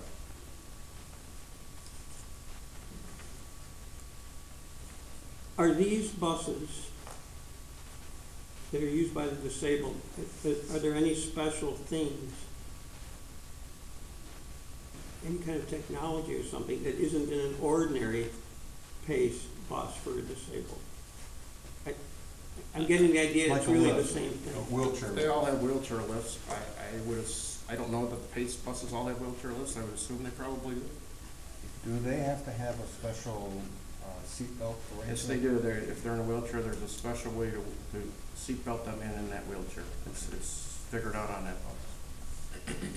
And the operator of the bus is the one that. The operator of those buses are all trained on how to do that. The operator, and to further explain, before you become an operator of that bus, you have to go through a training program at PACE on how to do everything right. That's probably the same, they have to have a license similar to what a bus driver from the school district has. They do not, because it's a 12-passenger bus. I believe they can use a regular driver's license for that. Oh, they can't? Since PACE is training their people, They train them one time. okay, they're certifying them or something? They're certifying them, yeah. What's the relationship between the PACE driver's pay and the township bus driver's pay? I don't know what a PACE driver makes. I don't know if they'll give me that information. Should be public knowledge. Well, you made a decision to pay the driver a certain amount for the township, right? Yes, most of our drivers, you know, I believe the starting driver makes $12 an hour. I don't feel that's out of line for the responsibility that they have. Are they allowed to get tips from the people? No, they are not allowed to get tips. Okay, so, to my mind, it should be on a par or less than what PACE is paying, since they're doing the same exact thing. Well, PACE is a different organization. I understand where you're coming from. I'm paying what I believe I need to pay to attract a driver here. And $12 an hour, I can get a driver. Less than that, I cannot. So that's the base pay. That's the base pay. And then they're in line for the pension after that. Only if they're full-time. Okay. Now, this person that's a half for PACE, for the bus line, and then another half in some other township. So that would be full-time pension. Correct.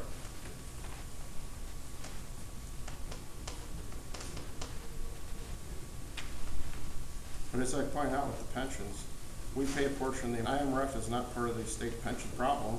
And also, if we didn't have that, if we didn't have IMRF, we would have a 401k, and it wouldn't be very much different cost to the township. Well, that's not true on a number of accounting rules, okay? There's no mandatory pay-in for private employers on a 401k. No, there is no mandatory, but there would be some type of match. That's what most employers do. Well, it isn't, I mean, government employees, I don't want to get into a big discussion on this. Okay, They've kept their pensions, let's not get and into in the real world, most pensions have stopped long ago. That's one of the reasons why the state is in a fix. I know what you're gonna say about the IMRF. But it's not in a fix because of IMRF, Steve, and you know that. But there's still contributions that are made by the taxpayers for these funds, okay? There is, yes. That wouldn't have been made if it's a private entity. Now, there are buses in Mchenry, that operate in Mchenry Township that are private, right? I don't have knowledge of that. I don't know what you mean by They that. couldn't compete. I don't know what you mean by I don't that. mean in the private sector I compete know with that, tax dollars. I know the school I don't know district that. hires some private transportation services. I know they do that. Well, it might be, instead of paying 22 plus, it might be cheaper to pay them 10. Have them do it than have the township do it. Get it? I get it, but I doubt they'd have the capacity, but we could check. Well, this should have been checked into a long time ago to cut the costs.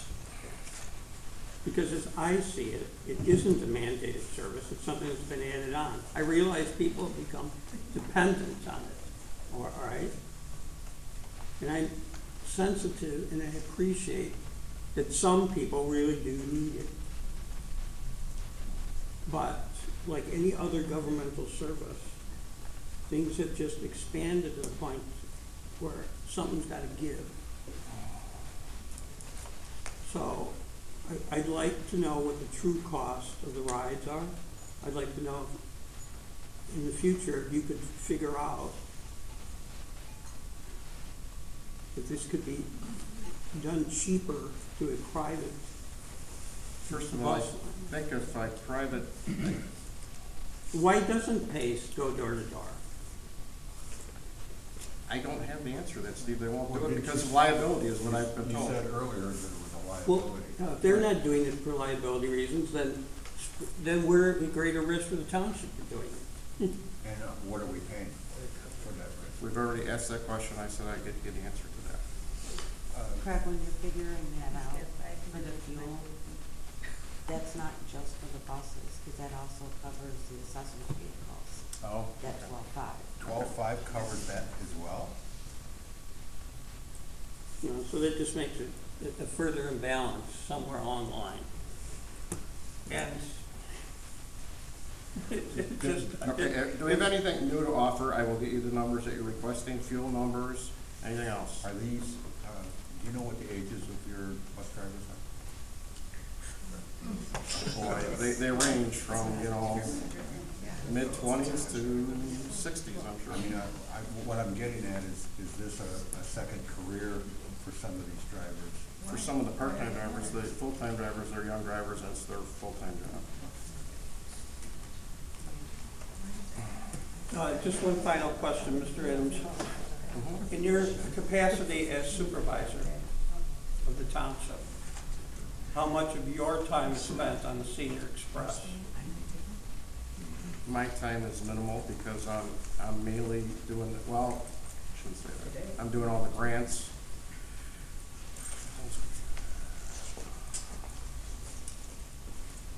I'll have to get you accounting, Steve. I can't tell you off the top of my head. It's, 10, 12 hours a month maybe. Mine is more of the accounting of the grants and recounting back to these agencies of what we're doing with those grants.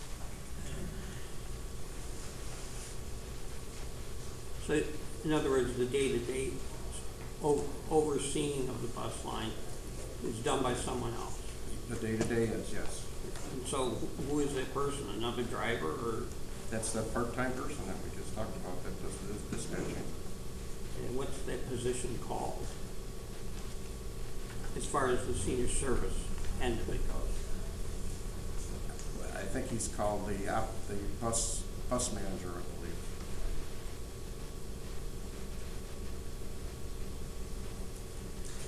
So he's the one that really deals with the drivers and complaints and so on and so forth. Well, I often deal with complaints. Complaints usually end up on my desk. Okay. Thank you. Okay. So we want to, I'll come back with this information next meeting now that you're requesting. All I right. got a couple things. Sure. Terry, we requested that Terry put some kind of an accounting for how much we take in for the baseball fields and how much we spend. Did he do that? I believe he did.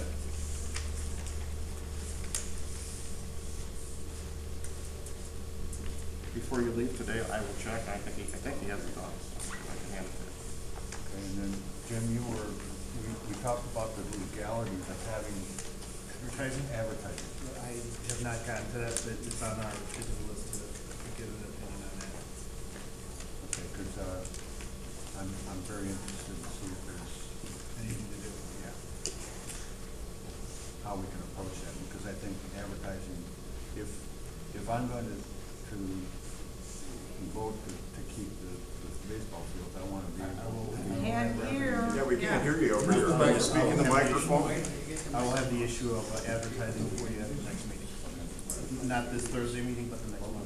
He was asking for the baseball fields. We're looking at the possibility of maybe advertised by businesses on there to help defray the costs, and we don't know if we can do that or not. We're having a lawyer check into if that's a possibility. Okay, are we ready to move on then to the road district budget? Well, I have some questions on the town fund yet. Okay. Page 3.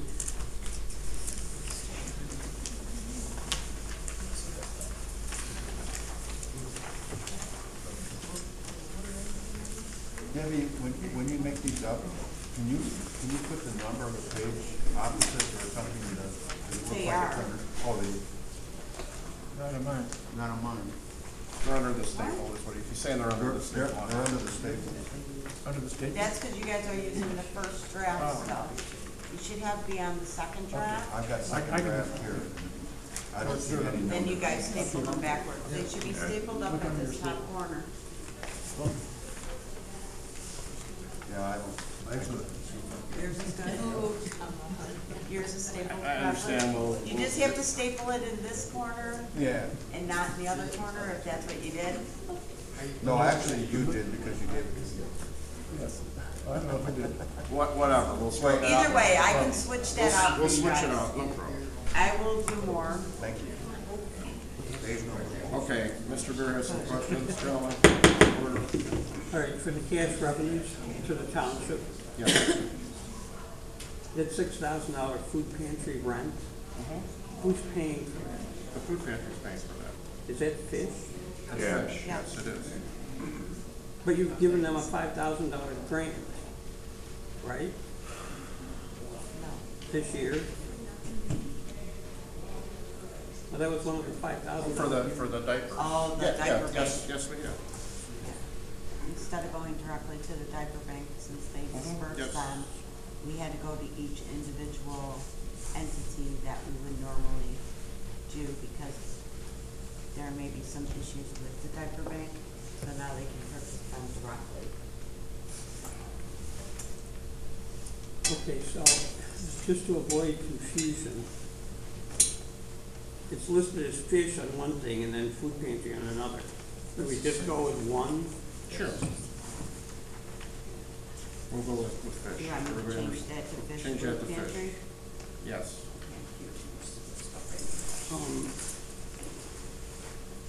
So as far as the senior bus grants go, Yes.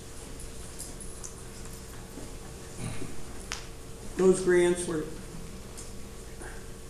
how do the disabled figure into it? There aren't any special grants just for disabled. The grants are for seniors and disabled. And that's for both the state and the county. Federal and the county. Sorry, federal and the county. So we're talking about two separate grants. We're talking about two separate grants, yes. And how far do those grants extend? It will be overcoming this October 1st. The next one is over next December 2019, December 31st. Now, do you consider that to be an intergovernmental agreement?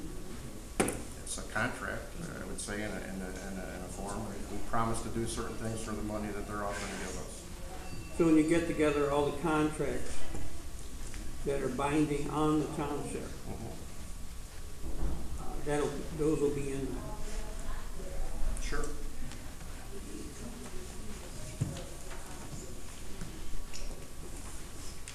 When you said that McHenry City had dropped the program of giving people vouchers for the township, They weren't giving them for the township bus.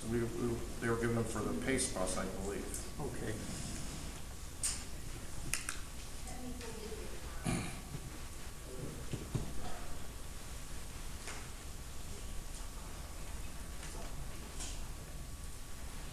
And I realize it's a small amount, $4,700, but you say other revenues, what is that? Okay, under revenue, we're proposing $1,500 next year. Right, but for 2017-18, you took in 4,700 miscellaneous, right? Or other. Right, we can get you those details. What? We gave that detail last time, let me pull it up again. These are one-time things or what? I just want to know why it's down. Sometimes. Most of the time, yes. Yeah, most of the time, yes, it's a one-time thing, that's why we don't have a separate line item. Right, I'm pulling it up now. But it wouldn't be under sale of equipment is a separate line item, so it couldn't be Yes, paid. it's not sale of equipment, no.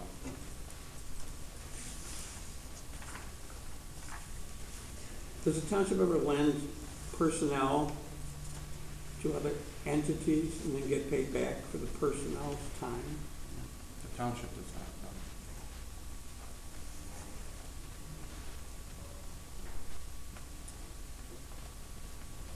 And by township, you're including the assessor's office too, right?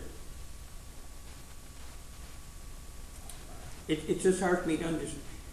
The assessors, all their budget comes out of the town. Correct. So when you say the township, I'm kind of like nervous. What does that really Steve, mean? I would have to ask the assessor, but I'm pretty sure none of her employees go anywhere with the township or subbed out to anybody, to my knowledge.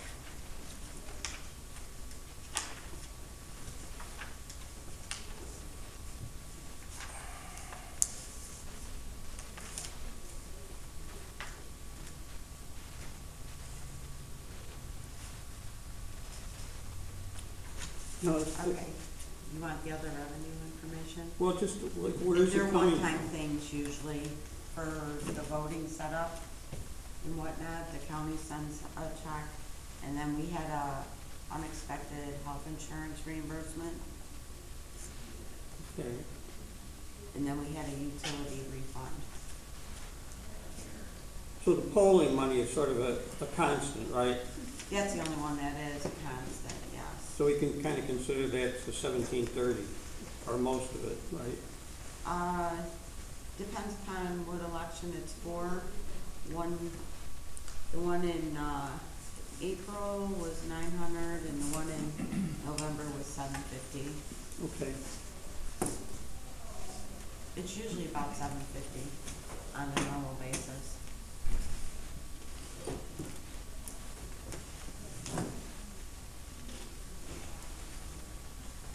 And the interest income from the township CDs, That comes from everything, the CDs, the banking, everything. the assessor's office is in on that. Whatever money is saved. Correct. Okay. So you're the only investor of the township. I'm the only investor in the township funds, yes. Does that include, that doesn't include the road district? Road district is separate? for the investment? I invest the road district funds also. You do, okay. I'm the treasurer of the road district, as you know. Yes. But does the road district interest income, that's kept separate? That's separate in their own budget, yes, it is kept separate. Okay. Now, as far as renting out the halls, are those rents consonant with what a private hall would be rented for?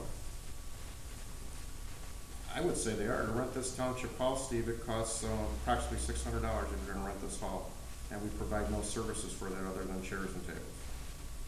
And then if they cause damage or mess the place up, they gotta pay extra? Well, there's a deposit in case they do that, and then we take the money out of the deposit. They wouldn't get the deposit back, you know, depending on what they did. Have you ever looked out to the private sector and asked prices? Yes, I do, because that's how I set our prices. And that, is that done yearly or? Every couple of years I take a look. They don't tend to change that rapidly. I'll point out the city of Mchenry also rents out their recreation center all the time. Same way we rent this out. See, what I'm getting at is that we're sort of in competition with private tax generating entities. Well, And I just wanna make sure we're not under, no, I would say we're not.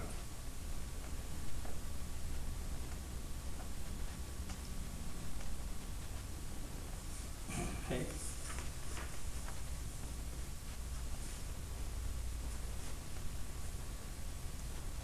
I would say that our prices should be set by what the private sector does, but perhaps a little bit more, so we're not in competition with them, and that they come to us, and so be it, they pay a little bit more. My point is, I don't wanna see us to a point where we're offering $100 less than somebody else in the private sector who has to pay taxes on it, and we don't. I understand what you're saying, but also the private sector benefits from our hall because it's all done through private catering. So they're having a benefit if there's something. To a certain extent, you're right. I mean, if we weren't running a hall, maybe they would lose that job. That's what I'm pointing out. Well, actually, if people are gonna rent this hall, they're gonna rent something in the vicinity if the hall isn't available. If it's not available. So the caterers can come from anywhere.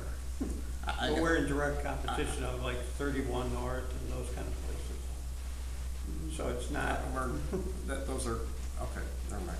Well, I'm trying, and I think Steve is trying to say that if we're charging more, that's to the taxpayer's advantage. We're getting more money. If we're charging more, people will come here for that, Yeah. we're getting more. Steve thinks we're undercharging. But if we're. I think we are too. But if we're charging more than the market, then we're gonna lose business and our revenue will go down. So Well, that's a I think you should possibility. charge at the market maybe is what you should charge at. but the market is false because it's already, the insurance is already being paid by the taxpayers, Okay. okay? And it's, there's no taxes on the income from the profit. So it's, they're getting hit at several ends. So we would rather not rent the hall and lose that income is what you're saying. I didn't say that. I Well, said if you it's wanna a make the real- rent higher, that's. I said it's a real conundrum. Yeah, there's a point where you need to have a balance somewhere that you're not hurting the private sector who does have to pay taxes, and we don't. And insurance and other things Right. that it's folded into. Now, we're covered under the TIMA for Yes, all the rentals. yes.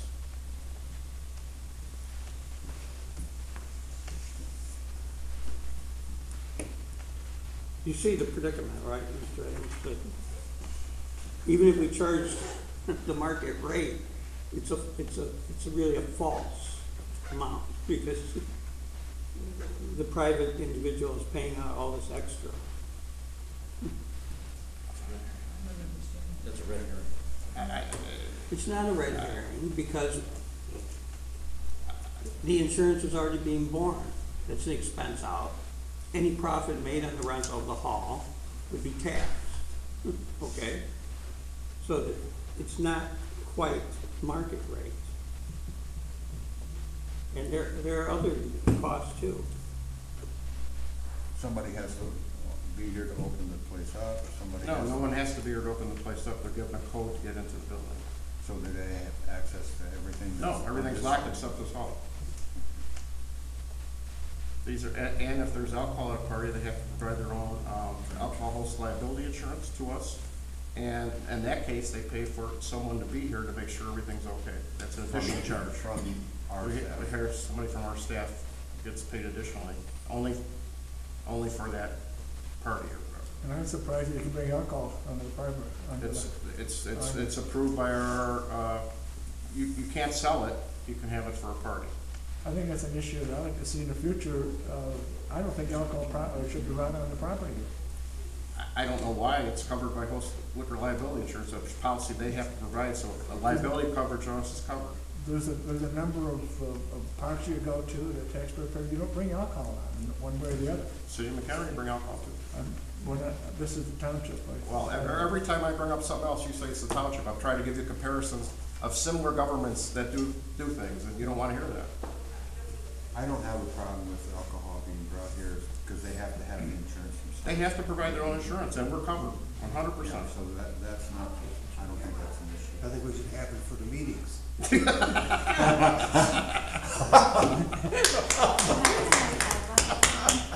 Stan, you'll kick in on the insurance side. Do we have a motion for that? All right, any more questions on the town budget at this point in time? I just have a question. When we get to, well, we're gonna actually, have action on this, when do we bring up our suggested cuts or how we wanna handle Well, it? I'm waiting for you guys to do that, whenever you're ready. Now's the time. Yeah, and this is what these budget hearings are for, so maybe you should come back at the next hearing with. I will do that. I just, I wasn't sure how far we're gonna run the Yeah. process. We haven't gotten to the road district yet, Right. but, I would suggest, you haven't given us any information how we should. Oh, I'm sorry, I thought, Yeah. yeah, you should come back with your suggestions at the next meeting for the town budget, I would say. Okay, then.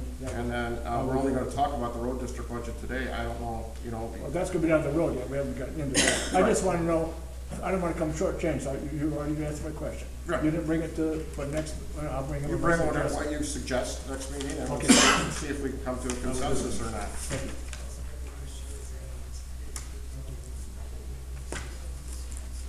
Okay, can we move on to the road district budget now? Yeah, well, and these are only given to us Friday afternoon, so. I don't think it's really practical to consider going over it all. We're just looking at it. If you would like to put it off a week to further look at them, we could do that. It's up to you guys. Well, maybe since we have Mr. Condon here, Since Mr. Condon is here, why don't we let him explain and you can ask questions, and certainly no decisions are being made today. I'll let them at least start. Okay. Here. Okay, Mr. Condon, you have the floor for the road district budget. Usually I'm asked the questions. I'll go through, I'll just start with the general road and bridge. And we'll just go through the, start with the revenue portion. Our property taxes are, based on what is keeping our levy flat, and this is the amount that we receive back. Our taxes, I think in our levy, it was approximately $1.6 million that we levy for the road and bridge. Approximately 500 and some thousand go back to the municipalities. So that's that. Illinois replacement tax, again, that's our annual, approximate annual income there. That varies. Miscellaneous intergovernmental agreements, those are agreements where we do things for different agencies, different municipalities. We plow for some communities, and they pay us for that because, for instance, Ringwood Road goes through multiple districts. Are you looking for something, or? we can't find, I guess I don't have what you're going Oh, over. here, I think he's looking at that. They were emailed to you. You want me to go run copies for you? I got the Here's- email, and it's Here's the next one.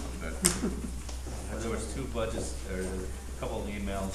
Okay. One of them had Printed Hard Road in it, and one of them had the road and bridge. So the GRB property taxes, that's $1,044,000. The top. There's no heading on them on this. No, there is. Okay. Yeah, but for what? It's the GRB, right? General road and bridge. Oh, I'm sorry, I see what you're saying. So. Yes, it is. All right, so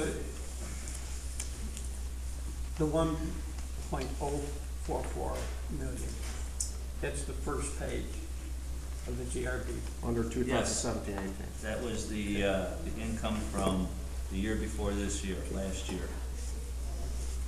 And then this year's budget was 1,012, and to date, we've collected taxes of $1,009,105. We estimated, assuming we would keep the levy flat through next year, or the money that we will get next year will be based on this year's levy, which was maintained flat, so I would assume that the taxes that we will receive will be the same amount, $1,010,000. I rounded it off slightly. Okay?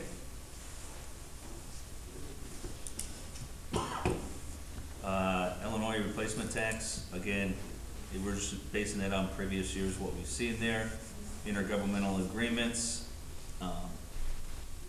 those are different agreements that we have with other municipalities generally. Intergovernmental agreement, non-dedicated roads, McDOT, those roads, we will not get any funding from that. What that was, we were maintaining roads for the county that they had non-dedicated roads that they had brought into their jurisdiction, and they paid us to maintain them because they're closer to us and easier for us to maintain. That was that source in previous years.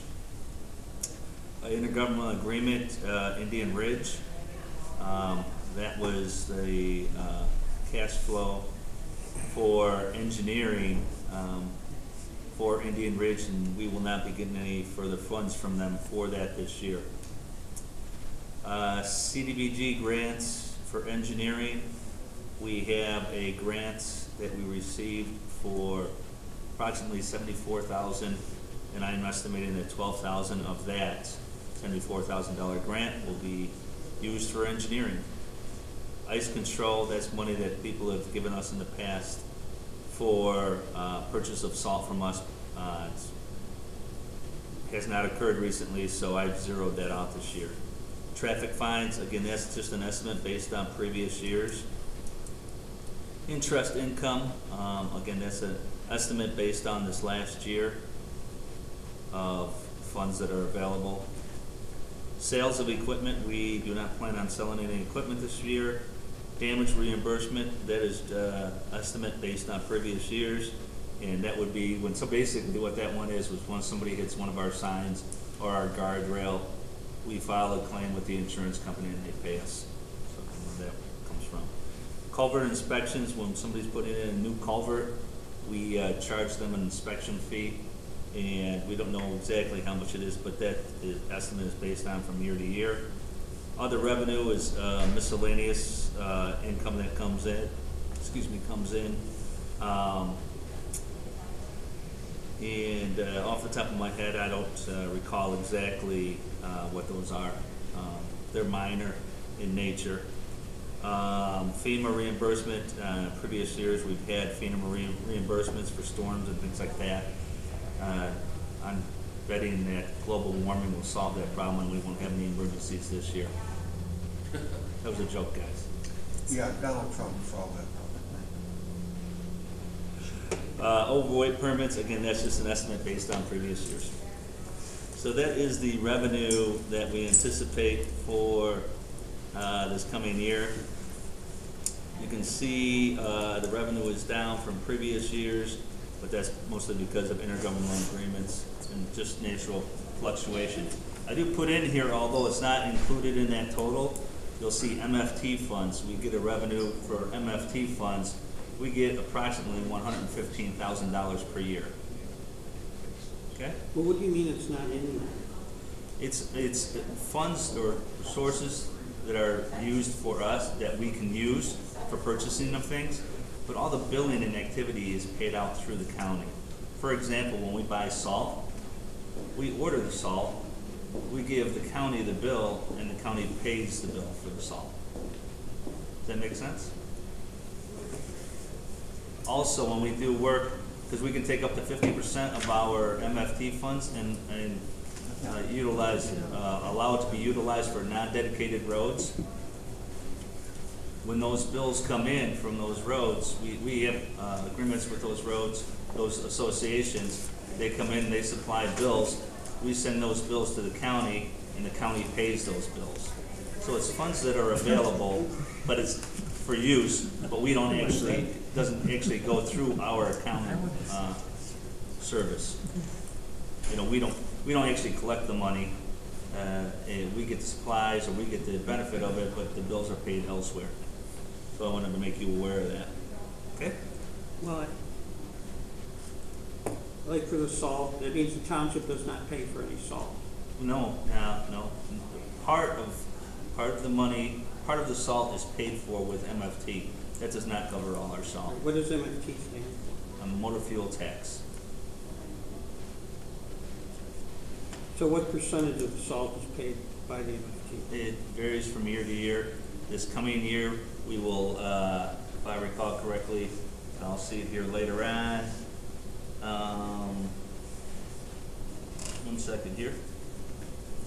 It's in here later on. Approximately 58,000 of snow or salt. Salt will be purchased with MFT funds. Approximately 58, and you'll see it later on in the expenses portion. Well, there's got to be a way to account for this in the budget. It's like 115,000. Yes. But I do account for it in the budget. I show you where it's at and where it's being spent later on. It's in the same italics type of text, So you see where it's being used later on. No, and I appreciate you making the notation, okay? So that we can get a handle on it. Mm-hmm. You said the ice control, Mm-hmm. that's out of the new budget. But we paid 36,000 last year. No, that was just budgeted last year. We haven't received it. It was probably a carryover. What I had done in the past is if we were getting revenue for certain things, I would duplicate them. But we have not gotten it in previous years. So, can you explain what ice control is? I believe it was funds, since I've been the road commissioner, we haven't received any funds for it. If I recall correctly, it is reimbursements of salt that people have taken from us. In other words, municipalities would, or private, not private, contractors, associations would buy their salt from us.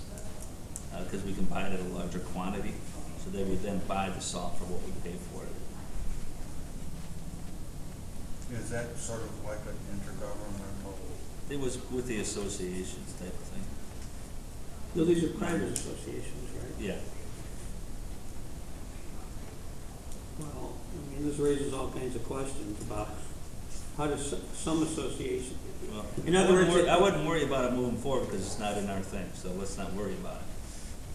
The only reason why I was there is because it was showed as a line item in last year's budget, but it wasn't used, Okay. so there's nothing to talk about really. so, so then the 36,000 that wasn't used at all, Well, it was never collected last year. Okay, we're not including it this year, so there's nothing to talk about. well, is this program been eliminated then for going into the future? We currently do not have anybody paying us for ice control. So there aren't any agreements to do so No. with anybody, Not for purchasing salt from us, no. or for any other reason? Oh, yeah, the miscellaneous intergovernmental agreements. I'm not absolutely. talking about that, I'm just talking about these private associations. In other words, I'm trying to figure out what our liabilities are for the road district. If you've got some kind of agreement that they can't get salt, they can get it from the town, from the road district. We do not have any intergovernmental agreements with non-dedicated, not intergovernmental, but agreements with non-dedicated subdivisions or associations to purchase salt from us right now. All right, when you say right now, you leave that open for the future. I do. When I came back from giving a guy a haircut over in Greenwood, I ran into two of your trucks that were in Greenwood Township heading west with salt in the back of the trucks. Where's that going? From Greenwood Township? They're in Greenwood Township. They're out of our township. I was over in Greenwood, or Greenwood coming back on Howe Road. Mm-hmm. You had two of your trucks one morning heading west with salt in the back. Where's that going? I would have to ask him, I don't recall. I got some notes someplace I can find them, but that was within the last couple of weeks though. But they're actually in Greenwood Township going west. Okay, I'll check and find out. I don't recall. There's probably a good reason, just like you'll see them in Nunda Township also. Because Nunda Township through our intergovernmental agreement plows Lily Lake Road from the township border to Route 120, because they're there. And they're plowing to the south. So in exchange for that, we supply them with the salt that they would have used for that. So that's why you would see trucks as an example. Now the Greenwood one, I don't recall what it would be, but I'm sure there's an answer for it, so I'll find out. Thank you. Well, I think we're gonna need copies of all the intergovernmental agreements. Sure. Can you give us an idea of about how many there are? I'll just rattle them off. I gotta say out, so I'm thinking Mchenry, McCollum Lake, Johnsburg, Nunda, Greenwood. You mean Greenwood Township? I believe we do have that. It's for multiple services. Well, and that's it? I'm thinking. Richmond Village, or Richmond Township. Lakemore. I think those are all, so there's about 8 of them. Do you have any other contracts besides the intergovernment agreement contracts? Contracts with, Or just any other contract besides the intergovernmental? the county added to that too. Not that I can think of. Well, I mean, we have regular salt contracts. I'm just talking that. about, not that. Are you talking part, with no. private entities? I am, yes, right, yeah, right, yeah. Not that I can think No, of. The only things that it would have been would have been with associations, and those are handled differently. It's all through MFT. Because one of the things I got in my notes here, Jim, is that I think I'd like to go over, I think it would be interesting for, and educational for the board to go over those intergovernment agreements and see what's in there. Sure. I've got some copies going back to when New Jersey was here, and some of them were supposed to be updated, some weren't. They got different charges for different services, so I think it'd be good to see how those are progressing. Sure. I like that. Well, how does this work? Just say your agreement with Johnsburg. Mm-hmm. Is there one intergovernmental agreement for all the particular services? With Johnsburg, yes. So in other words, salt isn't one intergovernmental agreement. The only thing that we have with Plowing isn't there. Johnsburg, as an example, is we plow certain roads for them, and they plow certain roads for us based on efficiencies. Okay, right. So so- there's only one for each Yes. entity, Yes, and it covers everything we do for that particular. I believe so. When you were a trustee, did you ever go over those intergovernment agreements? Were those ever brought to the township board for approval, or was that just all done by the road commissioners? It was done by the road commissioner. If you have any questions, you would go ask him. So, had I seen them previously? Yeah. Was I aware of them? Yes. And when do these terminate, these agreements? We try to, the ones that we have right now, I've changed the policy to start doing them annually as of this year. That's good news, Very good. because some of them weren't, that I've got, done regularly. So when you first became road commissioner, you were subject to previous agreements? Yeah, there were ones that were continued unless discontinued by notice type of thing. But the big thing was they weren't really updated. If you're doing them updated, that's good to hear that. So, I'm interested, your agreement with Nunda, they plow how many miles of road for us? I forget the exact stretch from the township line, the Mchenry Nunda Township line to. Nunda's right about Bull Valley Road, correct? Yeah. All the way to 120. Oh, No, no, we're Margaret's talking more- about, no, we're Margaret's talking more about just north of Lily that. Lake Road.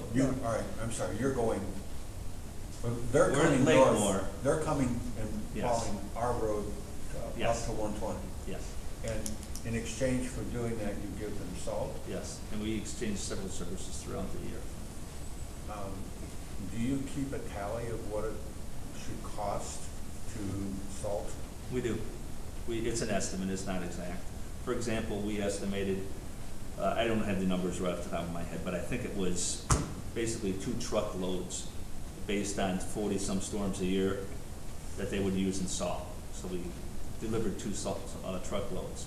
Well, we're another 50% beyond that, so this last week we took another truckload down there. So we're taking the salt to them and not the Yeah. other way around? Yeah, we're giving them, because they're plowing for us. Yeah, I mean, The reason for that purpose was, we were working with the village of Lakemore and passing trucks routinely. We would go to our routes, passing their trucks going to their routes. So this last year, in order to try to improve efficiencies, we went into an intergovernmental agreement with Lakemore to where they plow the roads, the subdivision roads that are on either side of Lily Lake Road to the south, okay? And then we plow roads for them, Coleman Road, which we drive up and down to get to our other routes, all the way, there's sections of Lincoln Road, which we're going up and down anyway, and some subdivisions in exchange for them, to equal the time, so that the overall time is about equal for that. So, we could do a lot more, we can do a lot more efficient. We're not covering the same route. They're not having to go to these other areas because we're there, and we're not having to go there because they're there. Kent Acres as an example, you know, we're not going from Chapel Hill east on Route 120 this year now. Whereas in the previous years, we went to Kent Acres, which is right by Henny Penny there, and all the way to Lily Lake Road, plow Lily Lake Road, plus the subdivision roads that we had there. So we entered in an intergovernmental agreement that they'll take those, and we're doing stuff up off of Lakemore for them. Do you have a policy of, when you're going, I know there's some places on McCollum Lake Road where the village of Wonder Lake has a section, then it goes back to county or township, and then goes back to Johnsburg, McCollum So Lake. you keep the plows on the road? Yes, we have an that's exactly the intergovernmental agreement. The same thing happens up and down Ringwood Road. You have the city of Mchenry, you have McCollum Lake, you have Johnsburg, Ringwood, all of those through there. So, yeah, we have intergovernmental agreements to handle that. Well, are we in any kind of intergovernmental agreement with one entity, like the state, to do 120, for instance? No, but I will tell you that I proposed, as an example to the county also, I'm not sure why we don't enter into intergovernmental agreements with them when I proposed it for 2 years now for plowing roads that we're driving. We go up and down Chapel Hill Road here, from here to the turn roundabout. We're going up and down that constantly. They have to drive from Woodstock to get there to do it, you know. So why they're not just given an intergovernmental agreement? It's not a multi-lane road. Our equipment can easily handle it. Are you plowing when you go there? Or? As long as they haven't been by there and they don't have salt down. If they had salt down, then we would plow their salt off. That doesn't make any sense. But we're usually there before they are. So yes, we will drop. We won't drop salt, but we will put our plows down. Just like when we pull out of here, we'll put our plows down until we leave 31 in that. Yeah, it's silly not to. Driving over the roads anyway. And I proposed that with the county. If you want to save money, here's a perfect thing to do. We should be plowing Spring Grove Road for them, because it's just a 2-lane road. We should be plowing Chapel Hill Road for them. We should be plowing Johnsburg Road for them, because we're right here. And we're driving up and down those roads to get to our routes. And it's a simple thing, you know, it's just common sense. I proposed it, they haven't done anything on it. Are these proposals in writing? No, at the Transportation Committee, I've been to several Transportation Committee meetings, and I've expressed it at those meetings. I've expressed it, if nothing else, why don't you park your truck here? We've got a facility here, you can park your truck here, and your guy can report here. He doesn't have to drive here to go. He can report here and do the routes that he has in this area. Seems crazy to me, but it hasn't gotten anywhere so Maybe far. it should be in writing. I'd be glad to send him a letter. Well, that's why, that's the predicament we're in with all these overlapping governmental obligations. So, are there any roads wherein the township, Mchenry Township, is in one intergovernmental agreement with, that we've then traded with yet another, with a third intergovernmental? Not that I know of, no. Not that I know. Like an exchange it back to a third one, okay, so No. they're just straight Yeah, agreements. it's just between us and them. And either we are swapping services because our mileages are about the same.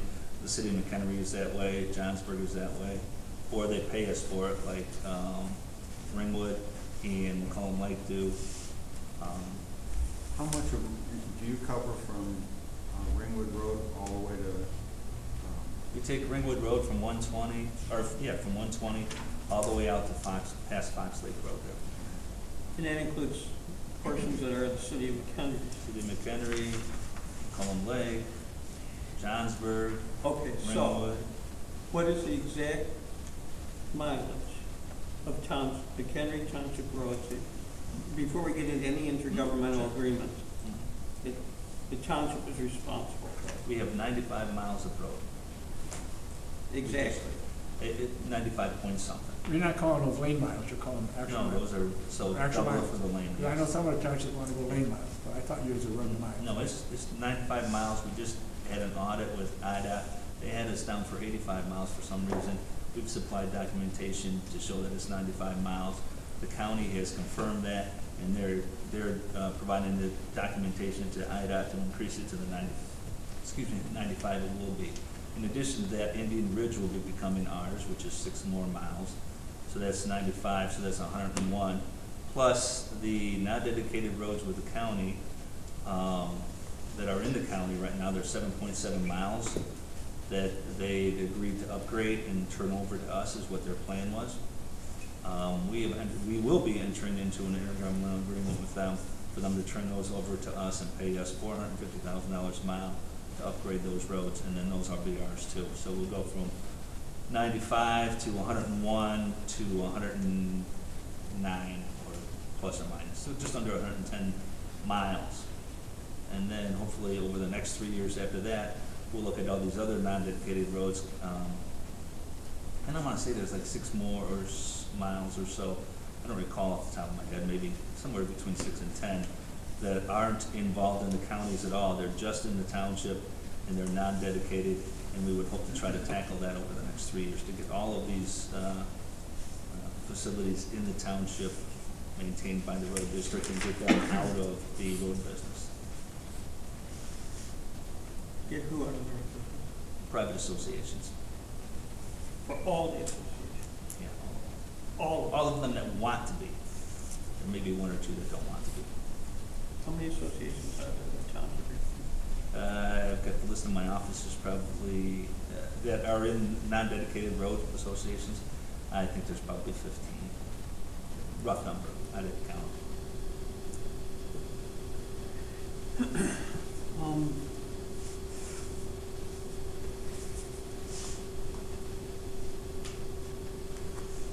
Those will all be unincorporated, right? Yeah, they're all in unincorporated areas. Which brings up interesting, I would diverge, I'll tell you, Orchard Beach, an interesting situation that we have. Orchard Beach was a non-dedicated road, all the way from Riverside Drive, where it used to stop at Riverside Drive before Kennedy Development. Then Kennedy Development came in the city of Mchenry by McCullen Lake there. And so Orchard Beach, now to get to Orchard Beach, you go through Kennedy, and then Orchard Beach all the way up to, all the way north to Shorewood, I think it is where it ends. Well, up there at the north end, we had a section, then there's a small Heman's Phase 2 section, a very short. Then you have Shalemar Estates has a section of Orchard Beach, and then you had the Orchard Beach Association. And the Orchard Beach Association is, when Kennedy Homes annexed the property, the road, when you annex this far side of the road. So now that Orchard Beach is in the city of McHenry, but McHenry says it's a private road, we're not doing anything with it. And the residents that live on it are in the township, because they're all the people on the river that don't want to be annexed to the city. And now they no longer, since they're not part of us, they no longer get MFT funds, so they don't have any money to do that. They no longer are able to get 50% of their road and bridge funds back that we allow them to use for non-dedicated roads. So they're caught between a rock and a hard place. And so trying to solve that one. I haven't solved it yet, but we're working on it. I have a key question to Supervisor Adams. You are the treasurer of the road district. Yes, I am. Is he doing a good job? Is Is the road commissioner doing a good job?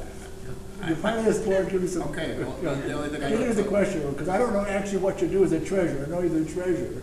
I know you Well, invest his money. I invest his But money. I want to know if you think he's doing a good job. I do think he's doing a good job. As a matter of fact, we just had many compliments how well plowed our roads are versus other people. And many compliments I hear on the phone all the time for people calling in. They're calling me, they don't know they're supposed to call in. I get those in a barber shop too. Right. So, But I also bring back at what cost though. But anyway, but I do know that he does get a lot of compliments. But, so you Never get you get quite a few calls as opposed to going to his office though. That's interesting. some people are confused that there's a road commissioner. They think the supervisor's over everything. So you pass those on? I pass them on. Well, that's good. Yes, I You do. should do that. How long has this error been? This What 80 error- what error The is this? 85 error that the state had, the total number of miles by the township. I could not tell you that. So that means that there are MFT funds that we Less. just lost all those years. 10 miles worth. What's it based on? The miles or the number of people? that live The in number it? of the miles that you have. They Oh, allowed so us. that's significant. That's more than 10%. I don't know how long, because the mileage changes routinely, just through annexations and things like that. So I could not tell you. I have to go back and look. Well, the annexation would only be going Reducing it, downward, yeah. never up. So But how? the other thing is, the other reason why it goes up is through new subdivisions and things like that. Although we haven't had any of those since 2008. So is there a way to get the correct amount, or is it just the water under the bridge? I think that's water under the bridge. Non-dedicated roads that have come in would be an addition. Yeah, they will be added, just like Indian Ridge. But in the past too. Yeah.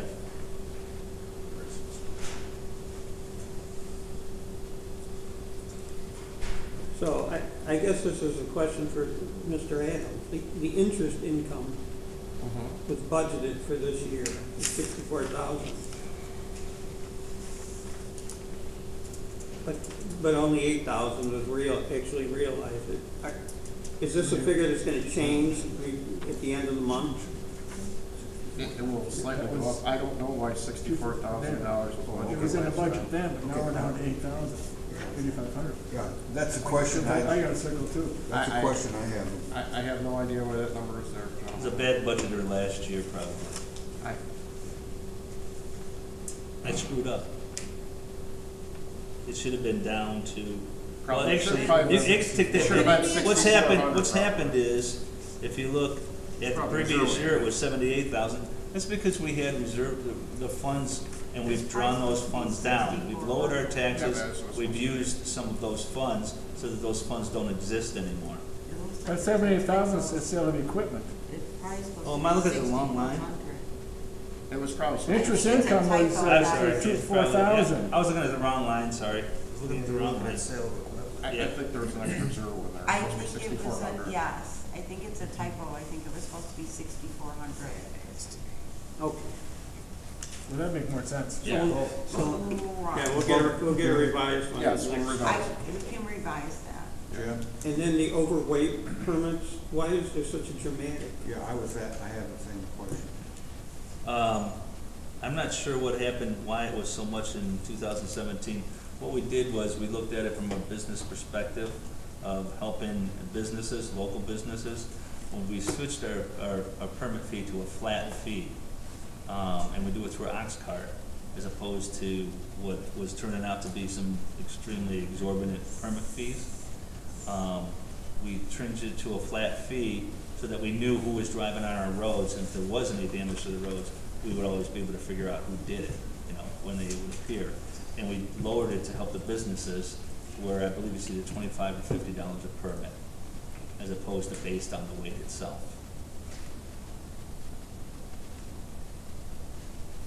When a truck gets pulled over in the township and is overweight and pays a fee, Yes. is that incorporated in that? Yeah, that's the traffic fines that you see through there. That's speeding tickets, that's all the tickets, all the fines that we get. That's money that we get from the state. It's included in that. I had somebody that told me that he drives a concrete truck, and he says that his company sets aside $1 million for fines for being It comes- overweight, because have you ever heard of that from your position? heard the same And it exact just thing. irritates the crap out of me when somebody would tell me heard that, that. but they just You can double that. overload, they know they're doing it, they're taking a chance, but because- You know who for else them- does that? Huh?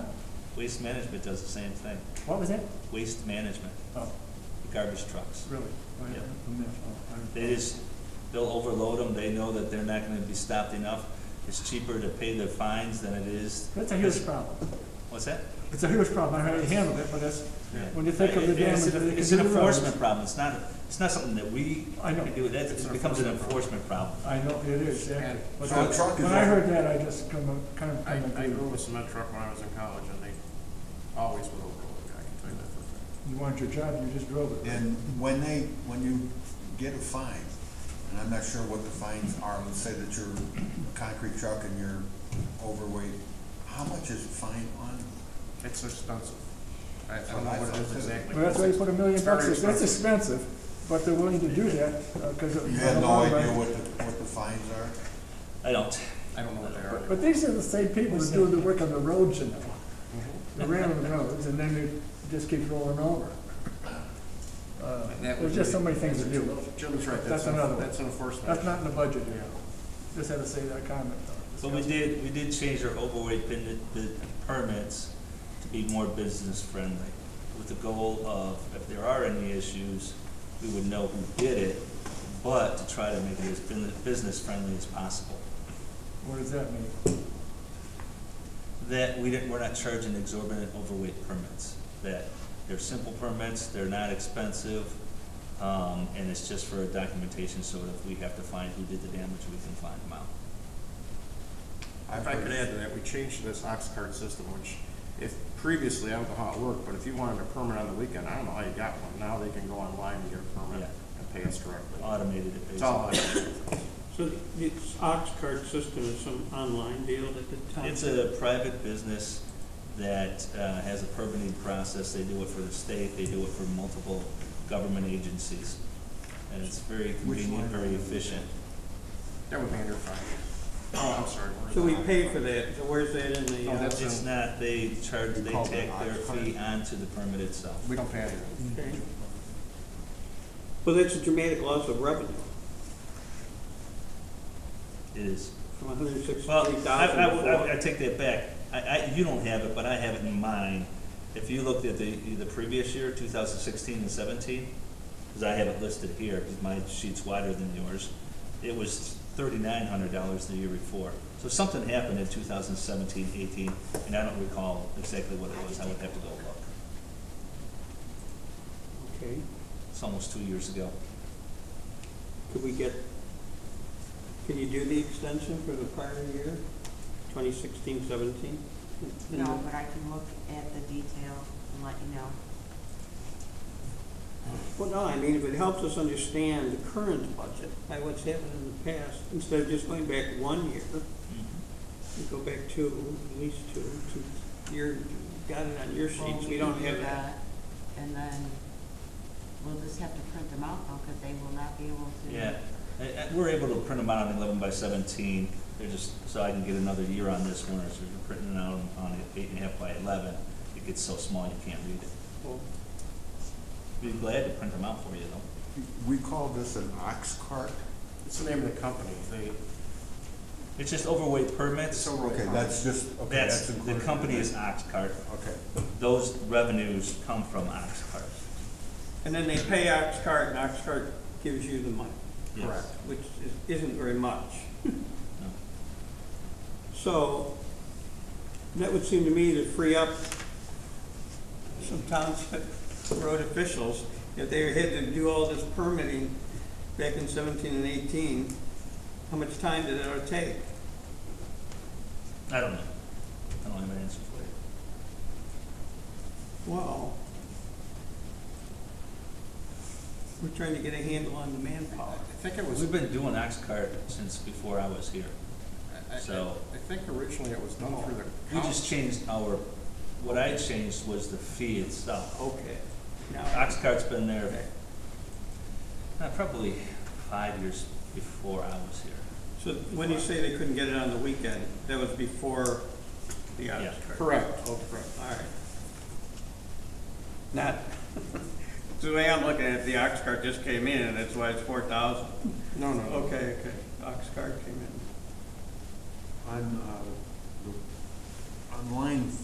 On the fifth line down, Indian Ridge and the engineering, Yes. it's $122,075. Yep. How much of that did Indian Ridge actually pay? Indian Ridge didn't pay anything. this question's came up before. I can complain about it. It wasn't the road commissioner's fault.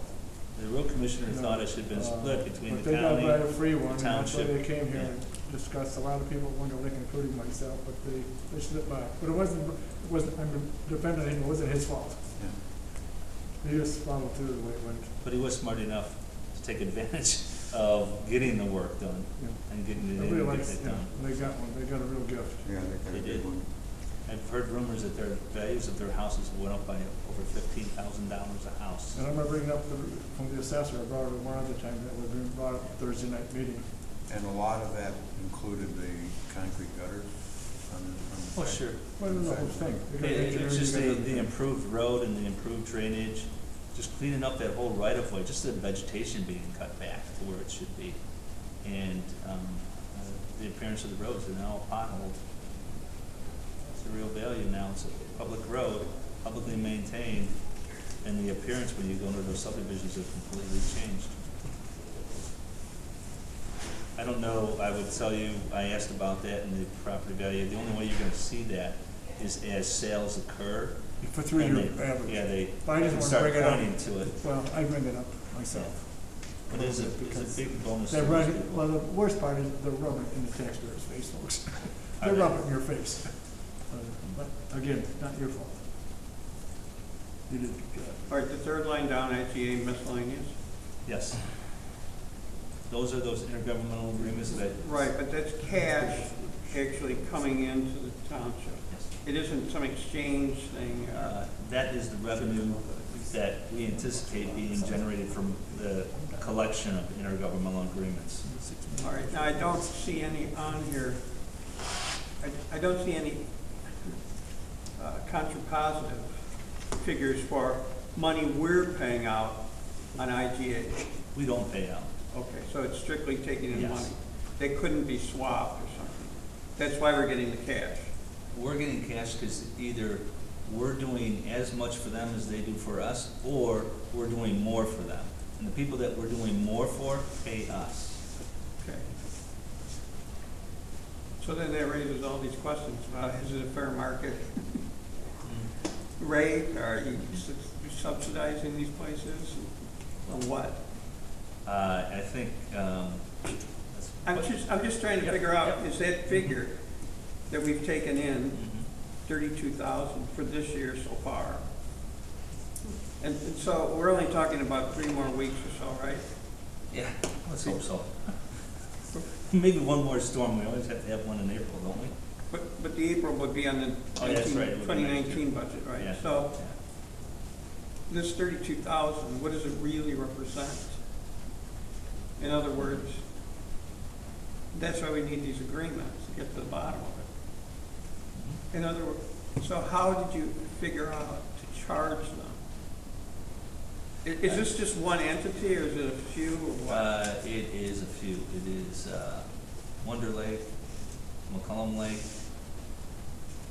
So can you, in the revised one, can you just Can we break them out? compartmentalize them? Right. Now I can give you a list of where they came from, but we don't need to break it out to separate IGAs. I'll just give you a list of where the money came from, and you'll see it. We can print that out, right? No, you do have to do it by separate IGA, because we're gonna be looking at what was actually done for each one. Well, you'll have the information.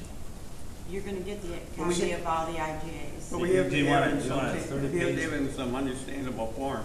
We don't know what the deal is. Sure.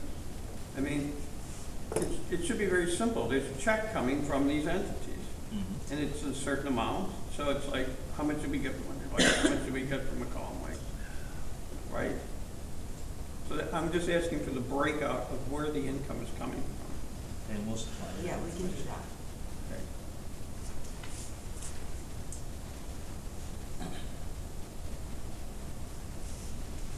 And the interest generated, is the interest income that was on surplus funds kept somewhere or other?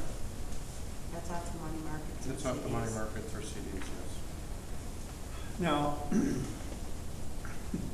you're the treasurer for everything, the township and the roads. Yes, sir. So, these CDs, They are specific for each entity, right? It's not one giant CD No, and then, they're specific by entity, yes. okay. And we're not expecting to sell any equipment for the township?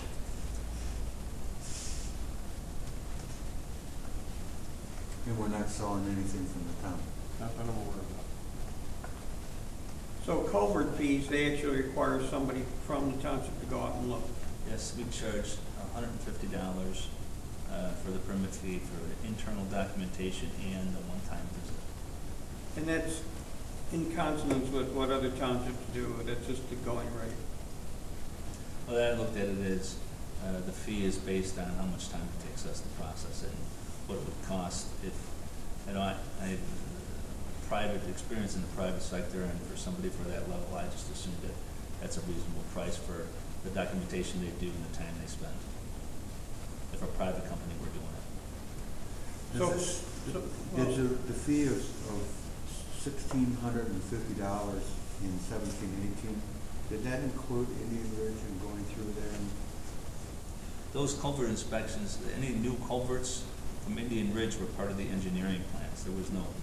They would not have had it in there before because of Okay. subdivisions, that they wouldn't have been involved with that. So if somebody's repairing a culvert, they wouldn't get a charge fee? No, actually, once the culverts are in, after they're put in the first time, they are our responsibility. We replace the culverts. So how many culverts are we talking about for this last year? We got 810, so that's like what, 8? Yep. Well, no, it'd be less than that because it's more than $100 a permit fee. Okay. And recycling fees are added as new?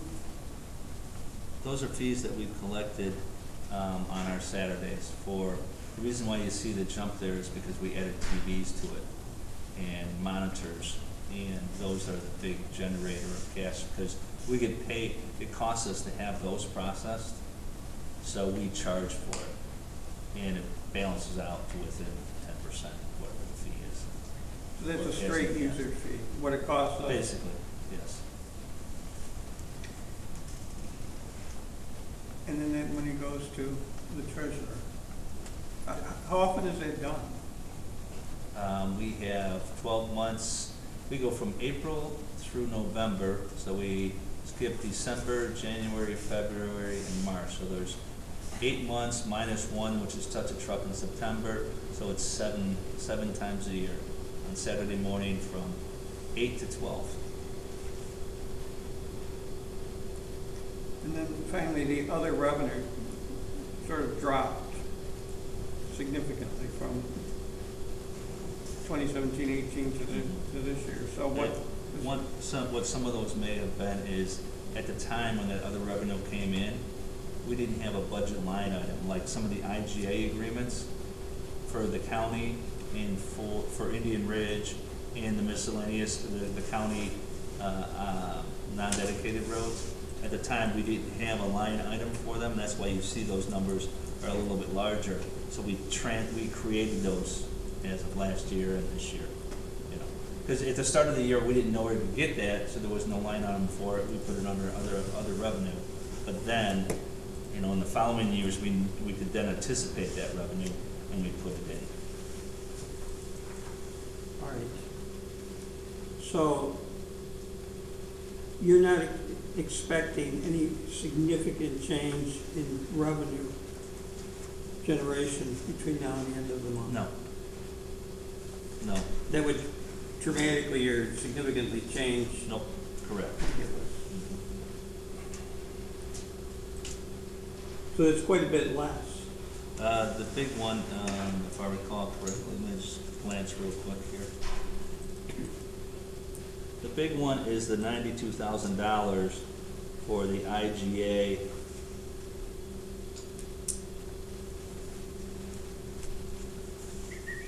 My straight line here.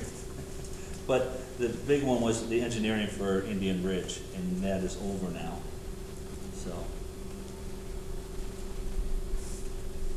And it looks like it may have even been put in the wrong line item.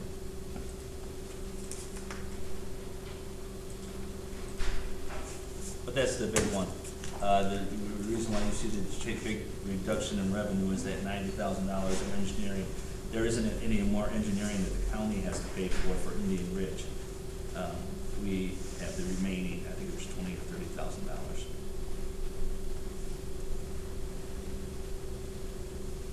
That's to be paid, Yeah. so that's later on in the budget.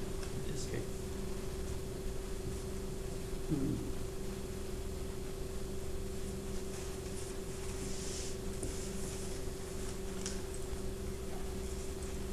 Have townships ever worked together to try and jointly own equipment? No, what we have done is, instead of jointly owned, for instance, we have a paint truck, or a paint machine. We're the only ones that have a paint machine, so we'll paint for Nunda, for the city of McHenry, for Greenwood, and for other townships. And in exchange, Nunda does stuff for us. As an example, they come and they do a lot of paving for us in exchange for that. And we exchange approximate man-hour and equipment back and forth for the time that we spend. For the city of McHenry, we charge them for the paint. For the people that we paint for, we charge. Other than Nunda, we exchange services. Greenwood, we exchange services, and we calculate about how much time we spend there. And then they do something similar for us for about the same hours and manpower and that. Well, you see, from us as trustees, all that is outside the budget. And we have no idea of all this bartering back and forth for goods and services and equipment usage and supplies and personnel and all the rest of it. So it's When you have an agreement with another municipality or township, do you have any conflicts on salaries and how much it costs to do certain things that you're providing and how much the cost is for them that they're providing for us? Well, I think the main one that we do that with is Nunda Township, and if anybody would be benefiting, it would be us. Our salaries are lower than our hourly rates are lower than theirs. As they like to remind me all the time. Do you have any breakdown? I asked this question from 3 different road commissions, freedom of information. What it costs per hour of your equipment? And the last time I asked you, sent that in, I didn't get that answer. And how do you exchange these things if you don't know what it costs per hour to run your equipment? We look at the pieces of equipment that are being used and just compare equal pieces of equipment for each direction. And it will never be exact. We could very easily spend more time trying to figure it out than the benefit that's gained. So what we're able to do is we can do more things internally, whether we're doing them or somebody's doing them for us at a much cheaper rate than we would be able to go out to contract them. So that's why we do that. But I did get a figure from information from Door Township what it cost to run a plow truck a number of years ago. They came up with a figure. So I'd like to even come up with at least some type of figures. It doesn't have to be exact, but your best guess. But their truck was over $1,000 an hour to run it, so I expect you're going to come up with some figures above that. With manpower, insurance, replacement, whatever it takes. But I think for us and from my point of view is that once we get into the intergovernment agreements, sure. Are we getting a fair shake, or are taxpayers getting taken down? Well, most of our intergovernmental agreements with municipalities that are in the township, it's probably we may be a little bit lax because, as you like to point out, they pay a good portion of our tax bills here. So if we can help them somewhat back, there's nothing wrong with that either. Well, then they should look about making some other changes. I think, I certainly point that out regularly, and that's still an issue with me. But when I start looking at the contracts, I think the boys need to look at that, is that if first of all, I don't like actually going out. You don't like what? I don't like going out in some of the situations. I think some of the contracts I've gone through, I don't think we're getting a fair shake of what we're doing. When I think of Wonder Lake, Ringwood over here.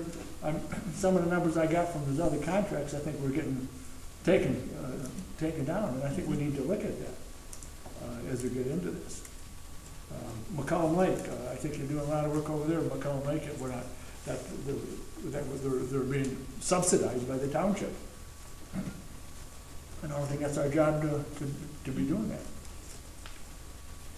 So I think about some kind of figures, I'd like to see that. Okay. Thank you. We'll work on that. Now, you have a private engineering firm yourself, right? I do. Okay, so when someone hires you to be a consultant, you're aware you're private. Yes. Okay. But you consult to any other townships. What's that? Do you work as a consultant for any other township? I'm sure we do. But that's not in your, that's in your private capacity? Yes.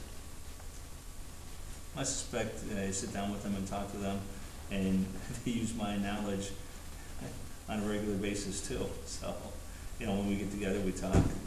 When I talk to Greenwood Township, Don asks me something about drainage, I'll tell him what I think about drainage. Well, I'm not talking about these things. I'm talking about where charges are actually presented. Sure. Okay, of course, I would hope that governmental personnel exchange information that's helpful. Yes, absolutely. You That's why I bring it cooperate up. with them and all That's that. why I bring it up. I'm only talking about where you're charged.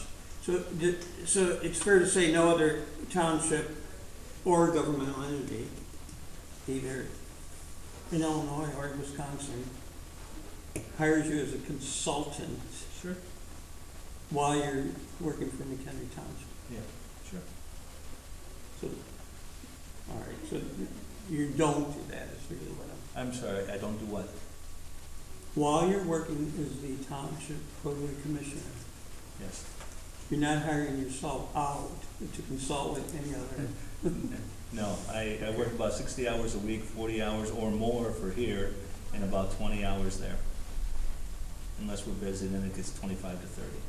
So I work my ass off. When you say there, you mean your own outfit? Yes. Okay. And Mchenry Township Road District, does it hire you No. in the no. other capacity? Right, so that's. Absolutely not. Okay. You get my engineering for free at a very discounted rate. Which is one of the benefits of you having me here. I enjoy the job, but I can tell you I do a lot of the engineering work that we would have contracted out in the past. On an annual basis, I suspect you save somewhere between $5,000 to $15,000 a year if you were to contract that stuff out. Well, I like doing it, so. Can you provide us with for this last year, a written? Yeah, I can give you a quick estimate. Sure, absolutely. Well, it's a little more than an estimate, because you, Yeah, I would go through and look at the projects that we would have normally contracted out and engineered out, and what did I do, and here, and what did we say? Sure, I'll be glad to do that. okay. Now, do road district personnel work besides the intergovernmental contracts? The road district personnel or equipment, are they used for private entities? They better not That be.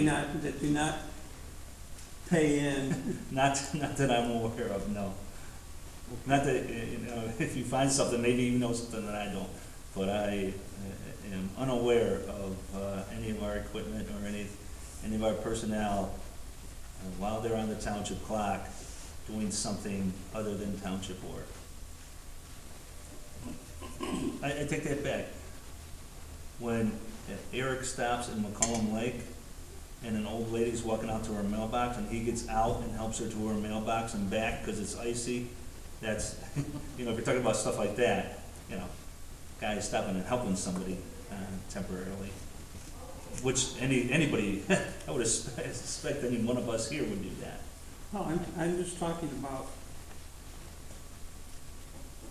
things that would have been charged for to private persons or companies. The only,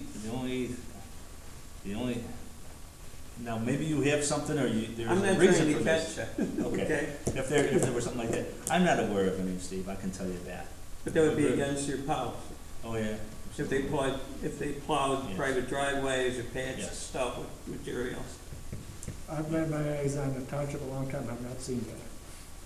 I'm looking. I would hope that's not happening. I've not heard that at all. And we routinely get yelled at because we're plowing people in, and there's nothing we can do. Got a bunch of those phone calls lately. Jim, on page 3 of what I was given, Is it the road and bridge, general road and bridge, GRB? I think that's what it is. Okay. On the contract services, you have engineering and surveying service of 218,000 in 17-18, and then you propose 310 Yes. for this year. Mhm. Now, what does that entail? I actually, before our next meeting, I'll actually give you a breakdown of what that is. Okay. Quickly, the roads that we're bringing in from the county, that they're paying us to take in, there's engineering to reconstruct those roads. That's part of it. The other part of it is, so that's one thing. The other thing is the finishing up of Indian Ridge, the engineering for that. And the last one is, just our regular road program, things like that. Miscellaneous, through the year, there's times where we hire a consultant just to do stuff. HR Green, we routinely have them do miscellaneous research for us. Jim, if I can, you've already got the breakdown, it was in the Excel file. It is, they just haven't seen it, so what do you have? Yeah, here, so he's got I don't know if you see that, 257 for county NSR roads, 10,000 for miscellaneous, 30 for Indian Ridge, and 12,000 for. Now, these are all costs that the county is actually picking up. I estimated this, when we bring these roads in, the county's gonna pay $450,000 a mile, that's what they're paying. I plan on us contributing $100,000 a mile for the construction.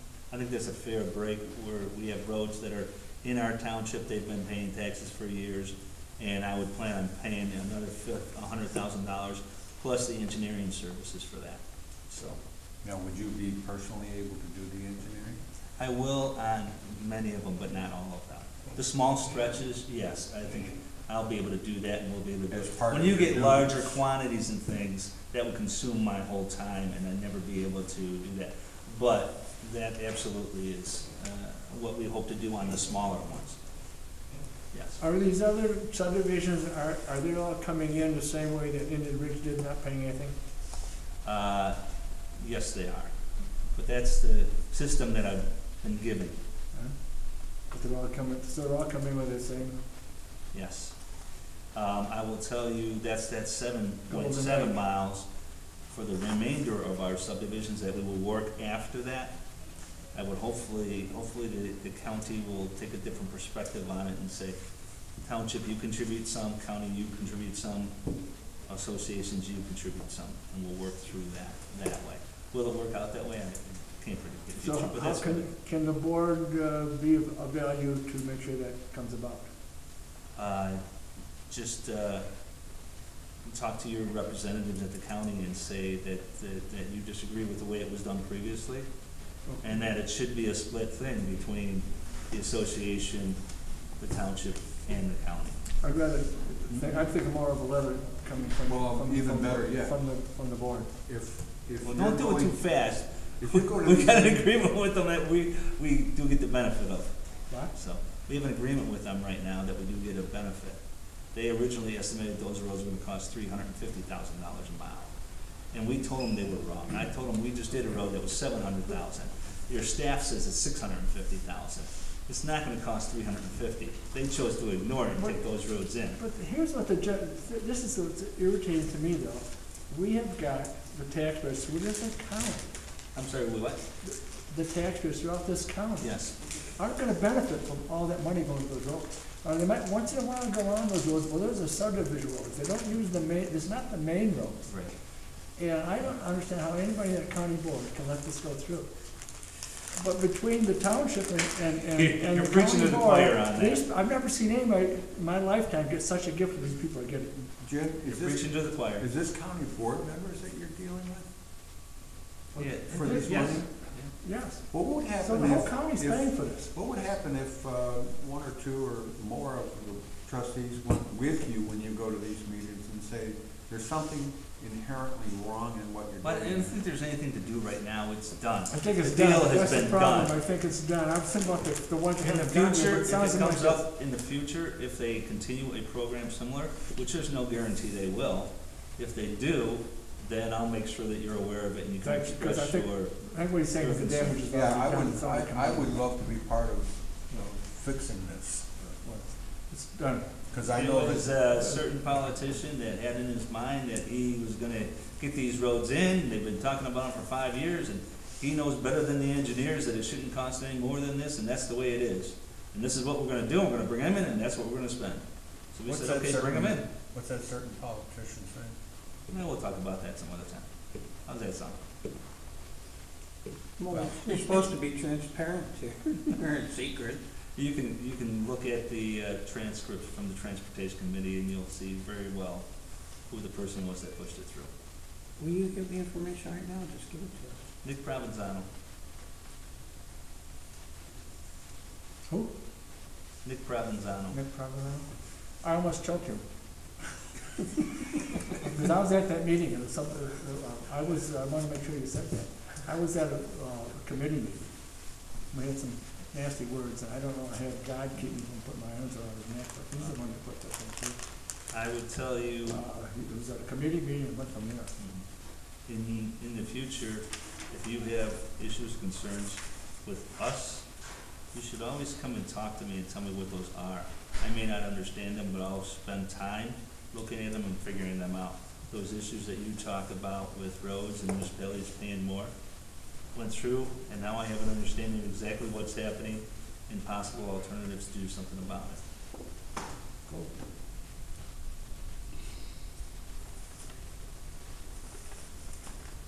Well, we're not gonna get through the entire, No, Well, absolutely. was it last year that Bob Miller was hired as a consultant by the We township? did have him, because we were so busy, I did ask him to help me put together the specs for the salt dome, because he had done it already. You know, he had the ability to go through it real quick and put it together. So yes, I did use him for that, yes. And that was the only thing? That was the only thing. Well, then it was an exorbitant consulting fee. What do you mean? Just the salt dome? For the conveyor, for the bidding process for the salt dome, what was the fee? Where are you? Well, how much was it? I don't have to go back on. Seems like I saw a breakdown of $40 an hour. Yeah, but $40 an hour for consultation is really cheap. No, but it was I like, think that's what it was, but it went to 9,000 or something, right? No. No. This is before we got on here, but if I remember, the breakdown came down $40 an hour. Yeah, it wasn't anything exorbitant at all. It was just that who you did it with, it wasn't the overcharge. Yeah, and we have different But opinions on that. there's an We issue have with that, yeah, different but it wasn't opinions. overcharging the money.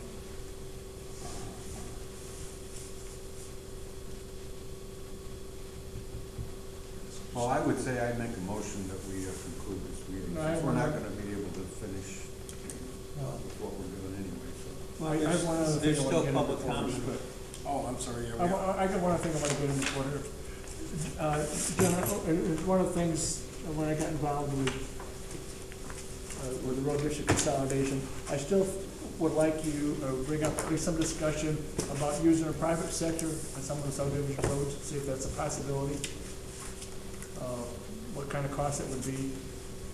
That's being done, with Stan too, he's in the village of Wonder like I am, and that's being done by the private sector over there. So I'd like to kind of have some discussion on that sometime too. I think you ought to just stop by and have a conversation with me so I understand your ideas. You know what I mean? I don't bite, I promise. Come and see me. I'm afraid you're getting bit. Yeah, because if I was, I would go upstairs and we should have a drink first. Make sure you get So, insurance. anyway, All right, can we move on to public comment then? We can't adjourn Yeah. at all. Is there any more public comment at this time? Hi, I failed to give my name and address last time, so I'll do it this time. Robert Beltran, 2814 Brigham Road, Mchenry. Unincorporated Mchenry, I like to add.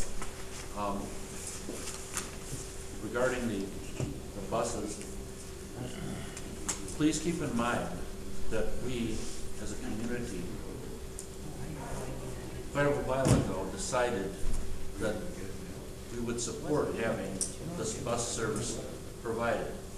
If you guys want to take it away, you're empowered to do that. But before you do that, I suggest you do a poll of the community. You know, if you guys like to do referenda, you might do one on that. Probably should do some kind of cost benefit study. I know some of you don't care for those, but ask what the public would like. I can tell you, most of us are going to say, this is a service we're willing to pay for, and this is cost effective, and it helps to prevent down the road problems. And the idea of externalizing the transportation of people with disabilities and the aged to volunteer organizations is an externalization of your responsibility and those expenses. Somebody has to pay for it, and it seems to me that we as a community are willing to do that. Regarding the roads, I would also like to make a point. I was part of the effort to get the non-dedicated roads brought into the county, and the county decided to transfer them to the township. The transfer to the township was entirely their choice, not that of the people in the non-dedicated roads. But when it comes to the cost-sharing part of it, I would like to let you guys know that those of us who were on the non-dedicated roads have been paying through roads and bridges taxes that were never shared back with us. We prepaid a hell of a lot more, excuse my language, a heck of a lot more than it's going to cost to upgrade our roads, because we've been paying those for the past century. And they were never shared with us until very, very recently. So they were shared with everybody else in the township, all the other roads in the township, but not with us. So, you know, we prepaid. Keep that in mind. Okay, thank you. Any other public comment? Myself.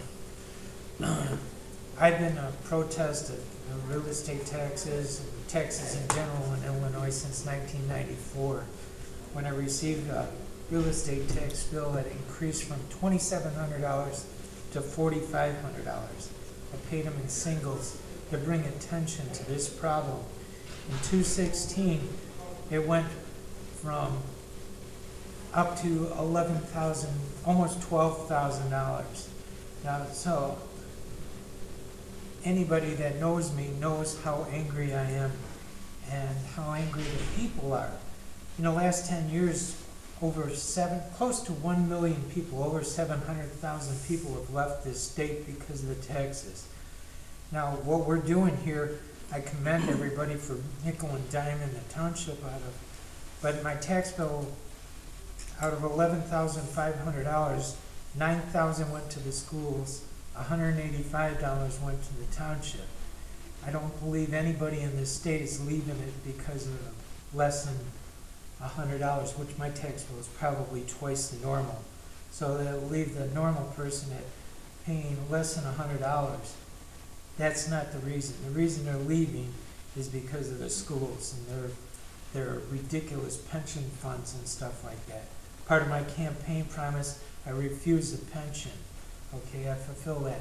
I don't think there's one person that's leaving or staying because they're going to save another couple $100 a year on my pension if I live so long. So I think the problem, I wish the state would take a look at what we're doing here and fine-tune theirs as much as we're doing here. To take away from the senior citizens that after all these years have this little tiny thing with the bus transportations, I think would be totally wrong. So. Okay, thank you. Any other public comment? Yes, sir.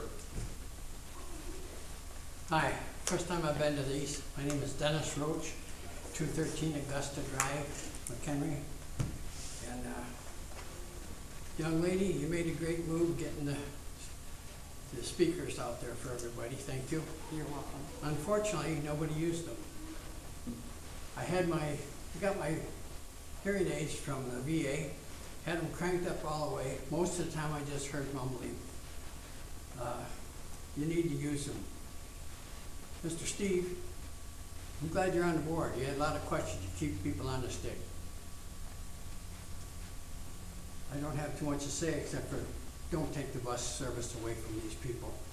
Most of these people are half blind, half deaf, and handicapped. They need it. So don't take it away. Thank you.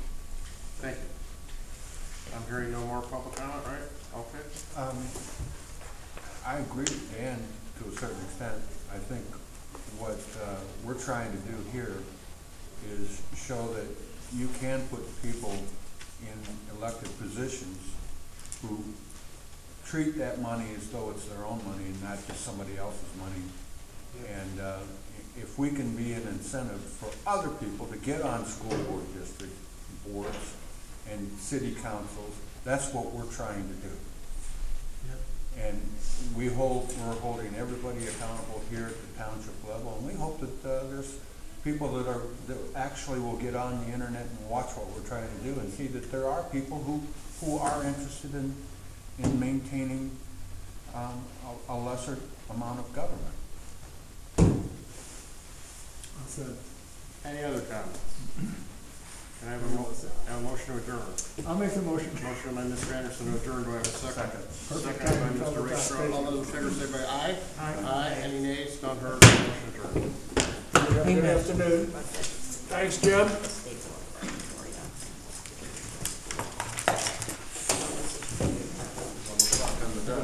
Did you have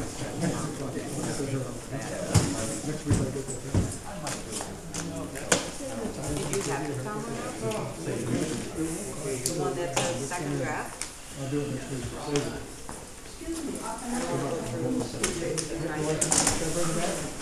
Yeah, bring them. Got it? Well, there wasn't a problem with that. Yours was stapled correctly?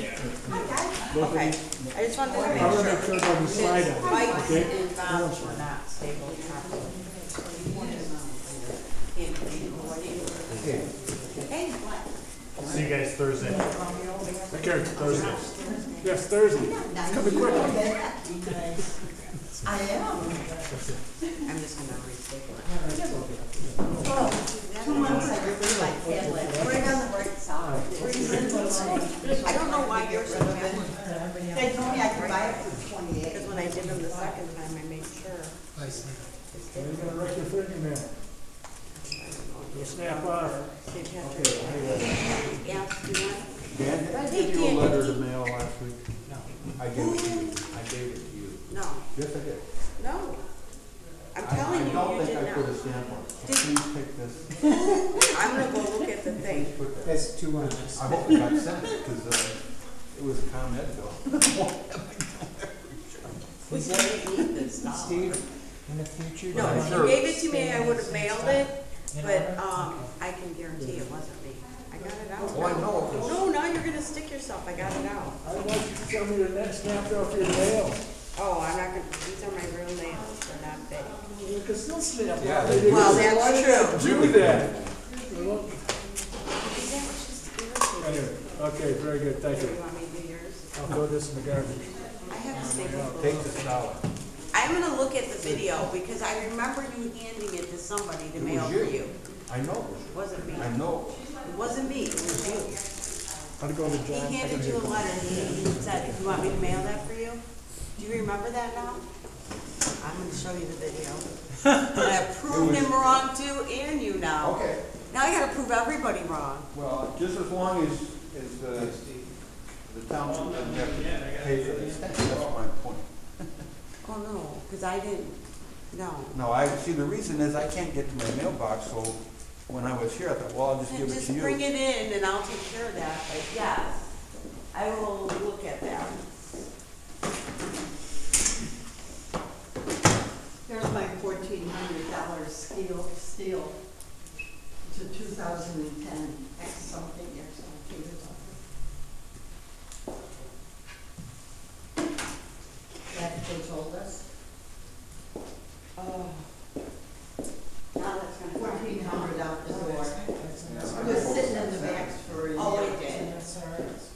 If you handed that to me today, he went on I a know that's strike. why I gave it to you. So Wes went to Mike and goes, okay, it needs an engine. I know how dedicated you are. Well, those aren't cheap either. No, Not as bad as. they are when you